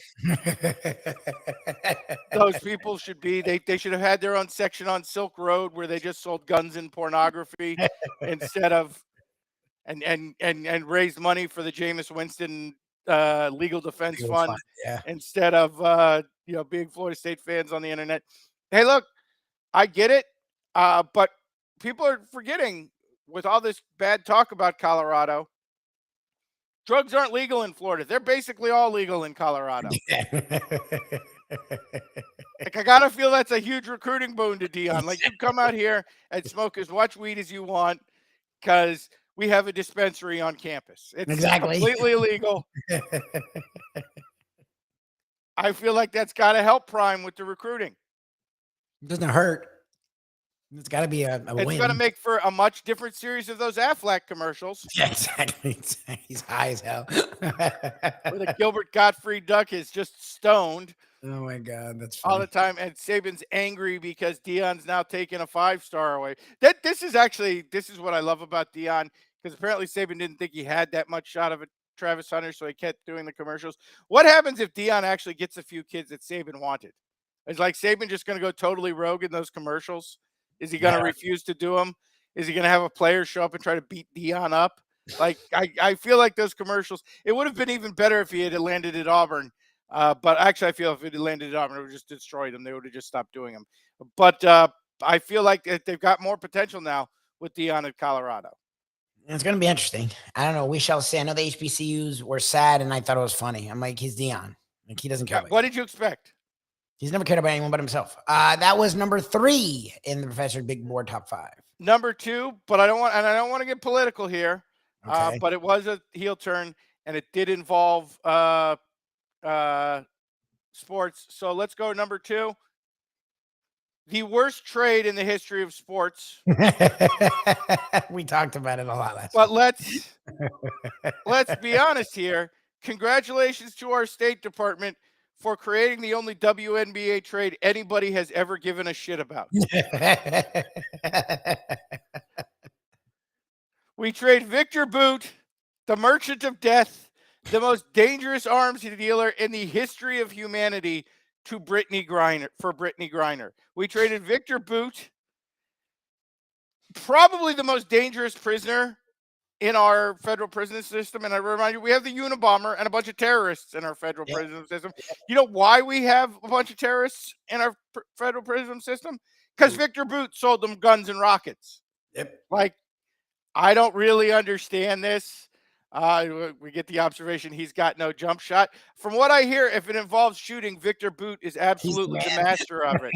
Anything involving shooting, you don't want to mess with Victor Boot. He is the shooter of all shooters. Exactly. Anyway, I don't get this trade. I really don't. I don't get it. I feel like, if you have a guy named the Merchant of Death, he's worth at least 3 at WNBA stars. Exactly. It's not a 1-for-1. On the other hand, I don't know if you saw the follow-up on this, Lubie, but the day after, about 3 days after we made this trade, we arrested one of the Lockerbie bombers in Libya. So we now have one of the bombers from the Lockerbie airplane bombing, which took place in like 1988, in our prison system. So the good news here is that means like Megan Rapinoe and Sue Bird are above the law in Libya. We now have a guy, an avowed terrorist, that Megan Rapinoe and Sue Bird could go over to Libya and kill all the people they want to kill. Because we now have the trading piece. Like, our soccer chicks can do whatever the hell they want in Libya. From now, they go play Libya in a game, they can punch them in the face, they can yank them down by the hair. They've got no worries because we've got the trade pieces. We finally have the advantage because we have a terrorist who knocked down a plane who happens to be a Libyan. There you go. What a stupid trade. All right. So, yeah, again, our State Department, in my opinion, turns heel, goes rogue, trades a guy, names him. And look, I don't want to get into politics of this because people are being called ugly names, racist and misogynist. I didn't want Brittany Griner to rot in jail, but I don't want to trade this guy for anything. Like, again, this makes the Herschel Walker trade look like a smart deal for the Vikings. It was a bad trade. It was. Shouldn't have been there. It sucks. I felt bad, but not for him. This is like when the Celtics got Kevin McHale and Robert Parrish for the Joe Barry Carroll pick. People talked about what was it, the Wilt dream trade. This is like when Red Auerbach would just convince teams it was better for the league to give him all the good players. That's what the level of this trade was. Yeah, it was a joke. Okay, that was number 2. Number one, very close to my heart, Lubie. 2 Tuesdays ago, we had the Georgia Senate runoff elections, and a certain man broke hearts all around America when one guy who we've been talking about for a long time, who we've been telling people about for a long time, finally did the heel turn, and that is Doug Flutie broke America's hearts by coming out and being MAGA guy and pro Herschel Walker guy by introducing Herschel Walker to the country from the podium when he gave his concession speech. I'm not trying to pat myself on the back. I have been trying to warn you about this cheating Oompa Loompa for 40 freaking years. Been trying to tell you to watch the highlight closely because they only play it anytime Doug Flutie calls a game or Doug Flutie or Boston College plays a game. His mouthpiece was in his sock on film on Hale Flutie in 1984. That was an equipment violation. It was an illegal play. A competent refereeing crew would have called that play back, but they didn't. They gave him the Heisman for it. People around the NFL tried to make out like he was a good player at 5'6" throughout the whole deal, despite the fact that even for a Wahlberg brother, he'd be like in the middle. He wouldn't be on the short side. That's Mark, but he'd be like in the middle there. And we've been trying to tell you for 4 decades about this guy and what he was. Well, I hope you finally get it, America. He's not doing those Nugenics commercials with Frank Thomas to lend credibility. He's doing it because he's just as evil as Frank Thomas is. And if you remember from the big board a few weeks ago, all of Frank Thomas's former teammates hate him. Well, there you go. That's who Doug Flutie chooses to associate with. You know, Defo's, if you hang around with losers, you'll be a loser expression. Well, if you hang around with evil, you'll be evil. And there you go. Been trying to tell you about this guy for 40 years. Nobody wants to listen because, oh, it's so cute that he's a midget and he plays football. It's not cute. Been a cheater since day one. It's not cute. And that's your Professor Big Board Top 5. That's our big board of heel turns. Actually from 2 weeks ago, but we're saying it's from this week. Well, we love you, Professor.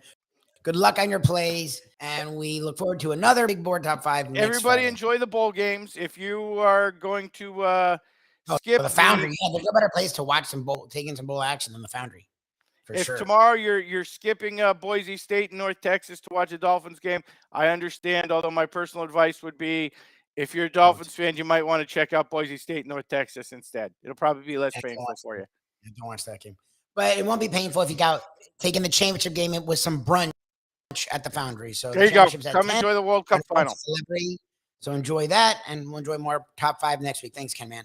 See you, Lubie. The one and only Professor. I'm hoping to get Mr. Mark Lawrence in here, and then we'll finish out things with Mike Mayo's Lunchbox from Gulfstream Park at 12 o'clock. More to come on the Defo Show with Lubie. No Defo, just Lubie here on South Florida Live. Ponies in Style at Champions, the outstanding simulcasting room at beautiful Hialeah Park. Yes, the grand old lady of thoroughbred racing has never been more vibrant, and you can wager on the races from the top tracks around the country while enjoying a cocktail at the Brass Rail Bar or any of the fine food served throughout the facility. If poker is your game, you're covered in style, and you can play all your favorite Vegas-style games, including blackjack, craps, and roulette, in Hialeah Park's sizzling hot casino. Get a player's card when you walk through the door for all kinds of generous amenities, including our favorite, free play, when you come out to the ultimate casino and entertainment destination, Hialeah Park. Hey folks, Tony Segreto here. You know, since day one, Catholic Health Services has been part of Old School. And since we've started letting people know about them, it's changed their lives. You see, Catholic Health Services, while being recognized as one of the top places for stroke rehab in the country, it's also about a group of people who not just excel in what they do from the doctors to the nurses to the therapist, on and on and on. It's how they do what they do every single day that separates them from the pack. They do it with a passion, unmatched, and the inclusion of family in every step of the process. Trust me when I tell you this. If you want the best, unmatched rehab with a special group of skilled, caring people, there is truly only one place, and that one place is Catholic Health Services. These days, we're all looking for comfort anywhere we can find it. Thank goodness for Landlubbers Raw Bar and Grill in the Plantation location, because they are making sure you are as comfortable as possible. First of all, they're not only open for delivery and pickup. All you have to do is go to landlubbersbarandgrill.com for both pickup and free delivery. Their hours have changed a little bit. Monday through Thursday from 3:30 to 10, and Friday, Saturday, and Sunday from 11:30 to 10. You're going to have the best wings in the world. You're going to have a great burger. You're going to have their amazing soups. Again, Landlubbers, Raw Bar and Grill. It's nice and easy. Just go to landlubbersbarandgrill.com for both your pickup and free delivery. Thank goodness for Landlubbers for making you always feel right at home. Mark Lawrence, burial last night with the hook, the dagger right there in the small of my back. That hook did me in again. I should know better. What happened to you? We've asked you this before. If you actually were giving points in a ball game, would you be able to live with yourself or look yourself in the mirror the next day? I would probably be ordering my last meal at the same time. There is nothing better than Defo. It's now time for the Defo Show. We welcome the one and only World Championship handicapper with his football plays of the weekend, Mark Lawrence. Good morning, Mr. Mark Lawrence. How you doing? I'm doing just terrific, Lubie. How you doing? I'm doing well, sir. Happy holiday season. Merry Christmas. Happy Hanukkah. We'll get right to it. I know you're busy, man. Sorry we are late, but we are ready to go. What do you have for us this bowl season? What do you have for us this football weekend? I sort of wish you were my tax auditor because being late would be great. But nonetheless, look at the football card this week. We're going to look at what we call two hibernating wolves. Nice. And what these are two dogs that will put a bite on teams arrested, and they're coming off this. And I think that they can spoil the path of two football teams that are headed to the playoffs. The first is going to be Saturday, tomorrow, the Indianapolis Colts. They're taking 4 points from Minnesota. You look at the last 11 times that they've been coming in off of a double-digit loss. They've won the money all 11 times on an 11-0 win streak. Just that. Also won the money 7 straight games in a row against teams out of the NFC North, where Minnesota resides. And the Vikings. What's really unique is you take a look at the standings in the National Football League, and you'll find 9 win or better teams, a total of 8 teams that have won 9 or better games this year.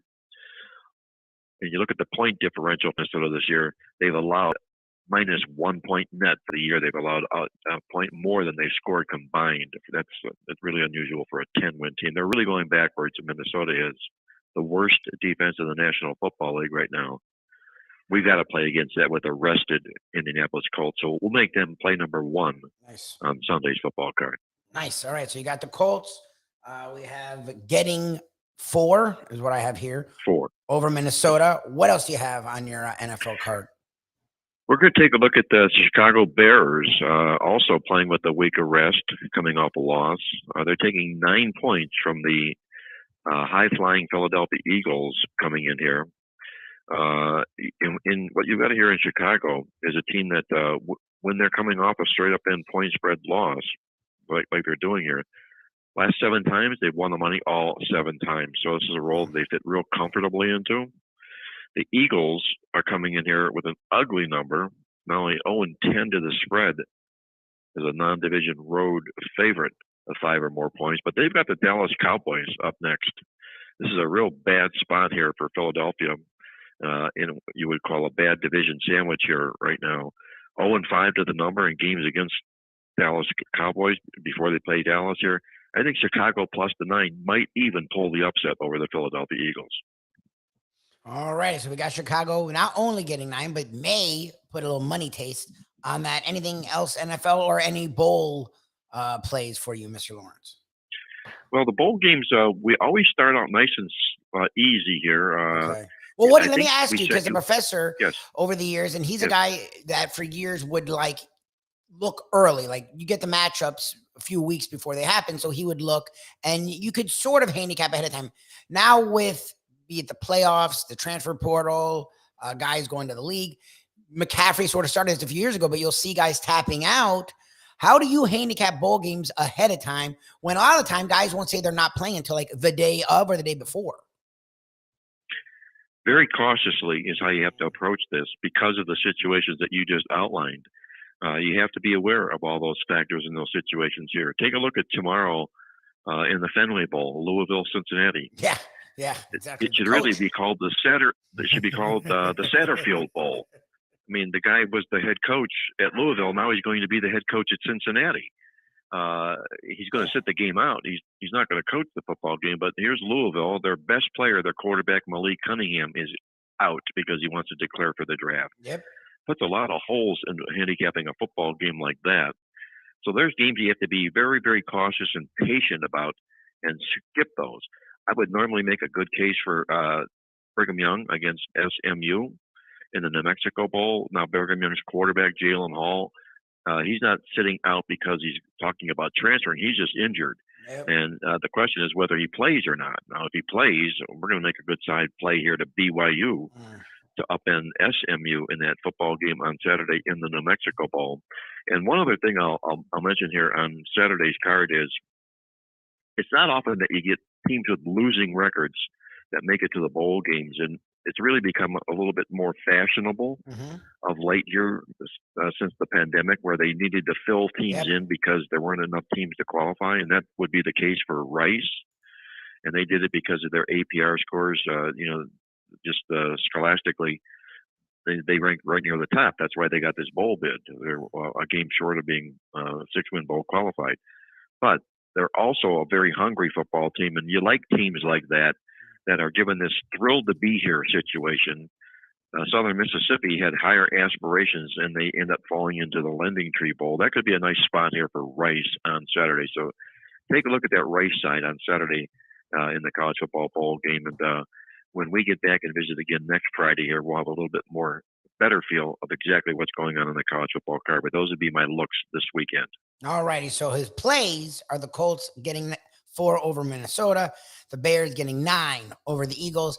And if you want to dabble on the bowl season, because we don't know who the hell's playing, but if the right players play, Mr. Lawrence likes BYU getting 4 over SMU and Rice getting, I have 7. We'll give him the hook, getting 7 over Southern Miss. Mark, if people want more of your stuff, I know it's playbooksports.com. What can they expect? I know you do like a whole bowl guide. What can they expect from playbooksports.com this holiday football season? Well, that bowl guide is exactly what you just mentioned, Lubie. Here, it's just a 30-page everything you need to know information guide. Yeah, there's a ton of work we put in. I can't tell you how many hours of sleep that I did not get putting that bowl guide together here. But it's really, really well worth it. Everything that you'll need to know about a bowl game is all contained inside the guide. You can download it at playbooksports.com, where all of our other publications are also available. Check it all out online at playbooksports.com. Check him out at playbooksports.com. And every Friday around 8:20-ish, 8:25, 8:30, here on the Defo Show with Lubie on South Florida Live. Mark, appreciate it. Have a great betting weekend, and we'll talk to you next Friday, my friend. Hey, my pleasure as always, Lubie. Best of luck to you. Tell Defo I said hey, and I'll sweet. All right, Mark. Thank you. That is the one and only championship winning handicapper, Mark Lawrence. We will go from one well-respected degenerate and Mark Lawrence to another well-respected degenerate in the Gambling Gourmet Mike Mayo. More of the Defo Show with Lubie. No Defo, just Lubie. Here on South Florida Live, the Gambling Gourmet Mike Mayo with us next. Folks, Tony Segreto here. Let me ask you a question. What do you look for when you go out to eat? Good food, obviously, friendly atmosphere, not too loud, but good energy, reasonable prices, and a place where you feel comfortable. All those ingredients, no pun meant there, are hard to find unless you're talking about the Texas Roadhouse. You see, they encompass all of those attributes. Really, really good food, amazing atmosphere, good for a family, good for a date, or just a night out for yourself, and prices that will make you extremely happy. Their ribs unmatched, steaks hand cut every day. Everything, and I mean everything, is made on site, including their incredible bread. It's the one day, folks, that you can forget about low-carb diets. Trust me when I tell you, Texas Roadhouse, your restaurant, your destination when you say, where should we go and eat tonight? From the newly renovated sports bar to the beautiful bayside views captured at the Tiki Bar, Jimmy Johnson's Big Chill has it all. Located at mile marker 104, the Big Chill also offers waterfront dining while experiencing breathtaking sunset views of the Florida Keys. It's simply the hottest spot in the Keys to cool off. That's Jimmy Johnson's Big Chill at mile marker 104 in Key Largo. For more information, call today at 305-453-9066. Recently realized. You have the poem. Let's do it. Roses are red, violets are blue. I got DQ'd from the late double. Sorry, no champagne or caviar for you. Mike Mayo, the Gambling Gourmet, ladies and gentlemen. The only way to get your morning started is with Defo, joined by Lubie, right here on the Defo Show.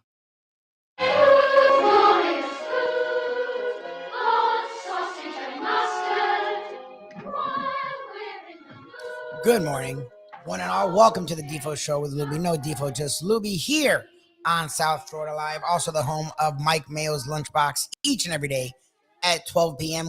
Today you can find us at Gulf Park. I hope Defo took the morning off so that he could find his way to Gulfstream. We shall see. Not really sure about that, but I am sure that the one and only Gambling Gourmet Mike Mayo is with us here. Good morning, Mr. Mayo. How you doing, sir? Well, I'm doing a whole hell of a lot better than Defo, that's for sure. How are you, Lubie? Way to, I guess that was a morning surprise for you to just kind of get the wait for him to. Saw him yesterday. He was fine. I know his toe was bothering Well, he was struggling, and I knew he had this, the toe situation, which just makes you hobble around. But that cough, I was a little concerned by the cough, and I'm just hopeful that it's just the typical cold crud thing going around and not something more severe. I don't know if we have to do COVID testing before he comes on set, if he actually shows up at Coldstream. That's what Guy Fieri's crew made us do the other day. And what a selfish prick, because we were all like congregating in this bar, outside by where this food truck is, all the people who are invited guests, we're all just like mingling. And then all of a sudden, like, this guy taps me on the shoulder, one of the production crew. And I'm talking about Guy Fieri is like doing a bunch of taping of his upcoming season at different South Florida establishments that he's going to be featuring on Diners, Drive-Ins, and Dives. Guy Fieri now is a South Florida full-time resident. Well, not full-time, but legal resident, probably for tax purposes, because that's what people do when they get 9-figure contracts, $130 million. But I was invited by one of the restaurateurs who runs a operation to come on out for the day of taping, where Guy is there, and he interviews some of the invited guests while they're eating and pretending to be customers. It actually all ended up blowing up because they were running late. The sun set.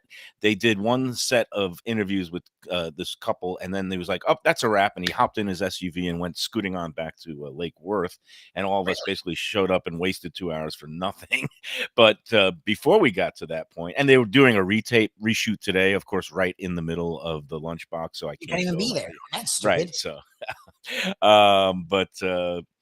in any event, so this we're all mingling in the bar before the shoot, and this guy taps me on the shoulder, and I was like, "Uh-oh, what did I do?" And it's like, "Yeah, my name is Mark. I'm the cold compliance officer for Discovery Network." I was like, "Uh-oh, did they find something in my background? Did they ban food critics who've ragged on Guy in the past in print or something?" And no, it's like, "No, we've got to do the COVID. We got to do the rapid COVID test now." Meanwhile, it was an outdoor shoot.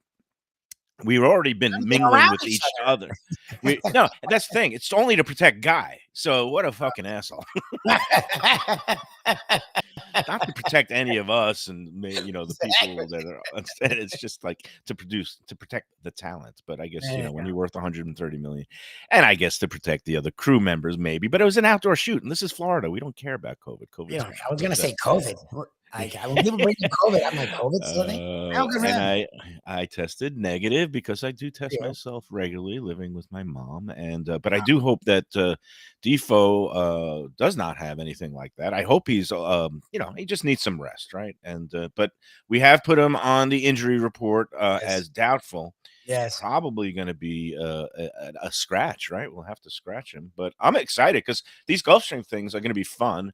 I'm hoping the rain holds up because we want to set up in a different location, which probably will not be covered. So it's a lot of these remotes are always kind of a crap. Fun. And I'm really disappointed if Defo won't make it because we had a guest lined up today that not necessarily food related, but a guy that I don't know if Defo would want to strangle him or genuflect before him, but he's known as the inventor, father of simulcasting. The guy who came up with the idea of betting a race at not the physical racetrack where you're at. And now, of course, simulcasting has become the complete name of the game. And but his name is Tommy Roberts, and he's going to be at Gulfstream today. I think he just published a book. And we were going to get a chance to chat with him. Of course, I'm appreciative of the invention of simulcasting, so I'll have enough to talk about with him. But I know that Defo would have gotten a kick out of that. It's king, it's screen to screen. Yeah. Are So you kidding me? yeah, and they call me C to C, coast to coast. They call him Defo screen to screen. Yeah. Never met a racetrack we didn't love to bet.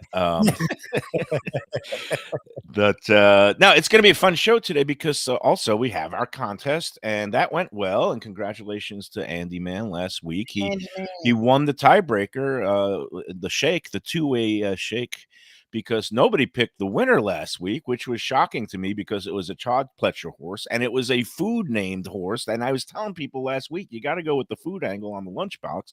A horse's name was Juniper Marshmallow. That was in the Wait a While Stakes. But Andy Man won the two-way shake by getting the correct answer, which was Monero's restaurant. I don't know what the heck Defo was talking about, that there's a Monero's still in Highland. There isn't. There's a Mateo's. I think he might have got it confused with Minio's, but that's we'll have another restaurant trivia series of questions and clues, and then in the way it works is if you get that part, you email your answer to me at mikemayoeats@gmail.com along with a pick in tomorrow's feature race, which tomorrow's feature race is going to be the 2 mile long. It's an unusually long distance, 2 mile Alan H. Jerkins Stakes. And I don't think Defo could get 2 miles these days with his toe. And, he would once mock 2 miles as a not even a walk of life, kind of a walk of shame, because he usually gets 4 miles in. But the way he's hobbling around these days with his toe and bedridden with, hopefully what's not a lethal case of pneumonia. Yeah, I don't think he could get 2 miles, and he can't. But these, it's a full field of 12 with a couple of also eligibles. And the other kind of bonus is for fans of the Defo show. One of the entries in the Alan Jerkins tomorrow that you could pick on as a winner is Sole Volante, who is a shut up. Sole Volante is in the race, really? He's in the race tomorrow. The Alan Jerkins, one of the made famous by Jersey Kyle in one of your drops. So cue that drop for the show today, because we are going to be mentioning Sole Volante, not ridden by Luca Panici tomorrow, ridden by Kentucky Derby winning jockey Sonny Leone for tomorrow's Alan Jerkins. I think it's the 9th race on the card of 11 Gulfstream Park. So that will be the contest horse pick part of the contest. And Andy is not eligible to win again. We've made a rule that if you've won once, you are prohibited from winning again for 90 days. This is going to be a 4-month-long contest. So whoever wins in the first month can basically win again in that final month, which will be leading up to the Florida Derby, which is on April 1st, I believe, or 2nd. And we'll be running the contest, and the 2 vouchers for the Sunday brunch, 10 Palms at Gulfstream, will be redeemable good for any Sunday during this current racing season going through the Florida Derby. So exciting stuff on the lunchbox. Okay, and we are going to be wrapping up here. What I wanted to ask Well, what are you First eat, I got a bagel with the lock spread from our great remote yesterday. That was amazing. That was And delicious. let me tell you, you took the sliced Nova home, right? That stuff is like gold. That is so good. Great. Was there anything better than when you get one of those fresh and that sesame bagel when it came right out of the oven and you could see the steam rising? And even Neki Mohan, you know, she's a New Yorker. She grew up in New York. You know, she's got the island vibe. But you know, even I could see her eyes light up at that beautiful bagel. And I gotta admit, you know, I grew up in Brooklyn. Some great bagel in Brooklyn, Canarsie, obviously in Manhattan. The two big ones are H&H Bagels and Essa Bagels. That sesame bagel rivaled anything out of the ovens of H&H or Essa Bagel yesterday. And with that cream cheese and that fresh sliced Nova, oh my God, that was fucking great. That's They make anyway. great bagels. I mean, and that's the thing is that a bagel's a bagel. You would think until you have a really good one. Like until I went to New York, I didn't understand what they meant by New York has the best bagels. Once you have it, you're like, oh shit, this is a little different. Like you said it yesterday, and I don't know if you're exactly right because we have a lot of delis, so I'm not gonna say they're the best ever. But for my estimation, I'm Jewish. We eat a lot of bagels. They make as good a bagel as anyone down here. Like, and it's not because it's not the cookie cutter. Like when they come fresh out like that, they're bigger, they're more fluffy, which you don't even think about with a bagel. Yep. Chewy on the inside, that little bit of crunch on the shell on the outside. It's, you know, it's not tremendous. standard. Yeah, a lot of these places do standardized bagels. They don't. They make them. Well, a lot of places, first of all, don't even make them in house. They have them farmed out, made by a commercial bakery, and also those bagels and some of the in-house places they use a machine, so they get this preformed bagel that looks. All of them look the same, and not here. They hand roll them, they boil them. They bake them. I've seen the two Marks work the ovens there with their big paddles, and they bend over, and you know they got 6 racks rotating around, and you got to take them out just at the right time. And you know they do it the old-fashioned way. These guys know what they're doing, and proud to have them as sponsors of the lunchbox. It's good stuff. So if you've never been, go. And the matzo ball soup was excellent. My mom's health aide was raving about it. So. Yeah, it was good. And the latke was good. They make a really good latke. Like, all right, so here's the secret. And Mark doesn't. It's not a secret, but Mark wanted to be honest. They do not make those potato pancakes, the latkes, in house. They do get them from a place that is a market up in Boca Raton, Joseph's Market, which has several locations. But Joseph's Market makes apparently some damn good potato pancakes. They were good. They were legit. The way they were grated up. You know, a little bit bigger than the ones I make at home. I like kind of the thin, wispy one. These are kind of, you know, when you're selling them, you got to, you know, give it some heft. But had great flavor. And when they kind of just, they dunked them in the fryer to give them that crisp and make, because the whole key to a potato pancake latkes is you got to have it, you know, fresh from a fryer so that it's hot and you could actually, you know, kind of feel the oil. Because the whole point of celebrating Hanukkah is celebration of the oil that fueled the lamp. Menorah starts Sunday night. So to our Jewish friends out there, happy Hanukkah. And then we've got, of course, next week, big week, because after the start of Hanukkah for 8 days, we've got Festivus for the rest of us. I believe that's on the 23rd, when there will be airing of grievances. Believe me, and there will be airing of grievances. And maybe starting with the Dolphins if they lose after they lose their 4th straight game, because nobody's giving them a shot. I don't give them any shot. I just hope that you know, Perkins makes it out of there alive. If they're going to get 7 inches of snow and the parking lot, and you know, it gets pretty treacherous doing the travel thing and doing the you know, of all my flying and travel experiences when I was a sports writer, the closest I came to death was in Buffalo. It was an Eastern Airlines. Back when there was an Eastern Airlines, we had a near miss on the runway where it was, I guess, snowing and not the greatest conditions. And it was one of those where the plane was coming down to make a landing.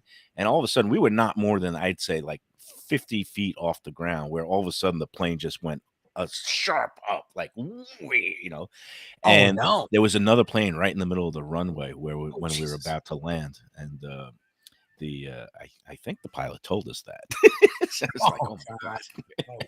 That was a close call. All right, enough of my yapping. I have no picks. My pick is Buffalo, but I don't know what the spread is. I don't know if I'd give the points. I guess the under, but the under is going to be suppressed because everybody knows the weather is going to suck. But it's like 7 on a hook, and the over under is Gotta be 40. like 30. 44. 44, Oh, I'll take the 44. under if it's going to be a snowstorm. Do you really Yeah. think Tua, after not being able to pass in pretty nice conditions in the West Coast the last 2 weeks, is going to be able to do anything in that condition, especially with both his favorite targets banged up? And so the answer is no. I guess I'll take the under. That'll be my play of the day. I'm betting against Sole Volante. Andy wants to know if you can run for purse money on only. Of course, you can send in an entry, Yeah, Andy. why not? You can play. You're just not going to Right, win right. anything. But if you, there will be no two-way shakes if you come up with the correct answer. Actually, last week it was like 2 people didn't get the winner; they got the second place horse, and that's how we do it. Yep. But it's going to be a fun day. And tune in at 12 o'clock right here, Mike Mayo's Lunchbox. And I'll see you out there. Bring a table too, so in case we need to bring our. Do you have a folding table? We'll figure. I have a folding table. Yes, sir. Okay. So I'm bring gonna our eat my folding bagel. table. And, Enjoy your meal. And you'll yep. see more of this gentleman at 12 p.m. right here on Mike Mayo's Lunchbox live from Golfing Park. We'll see you then, Mayo Man. All right. I appreciate everyone who wrote it out with me today. We will be again at Golfing Park at 12 o'clock for Mike Mayo's Lunchbox. And we'll be back Monday at 7 a.m. for the Professor, for the Greek, for Mark Lawrence, for the absent Defo and Mike Mayo. I am Mike Lubie Lubitz. We will see you Monday right here at 7 a.m. on the Defo Show, hopefully with Defo and Lubie here on South Florida Live. Let's go to eat a damn snack. Look what they done to my show.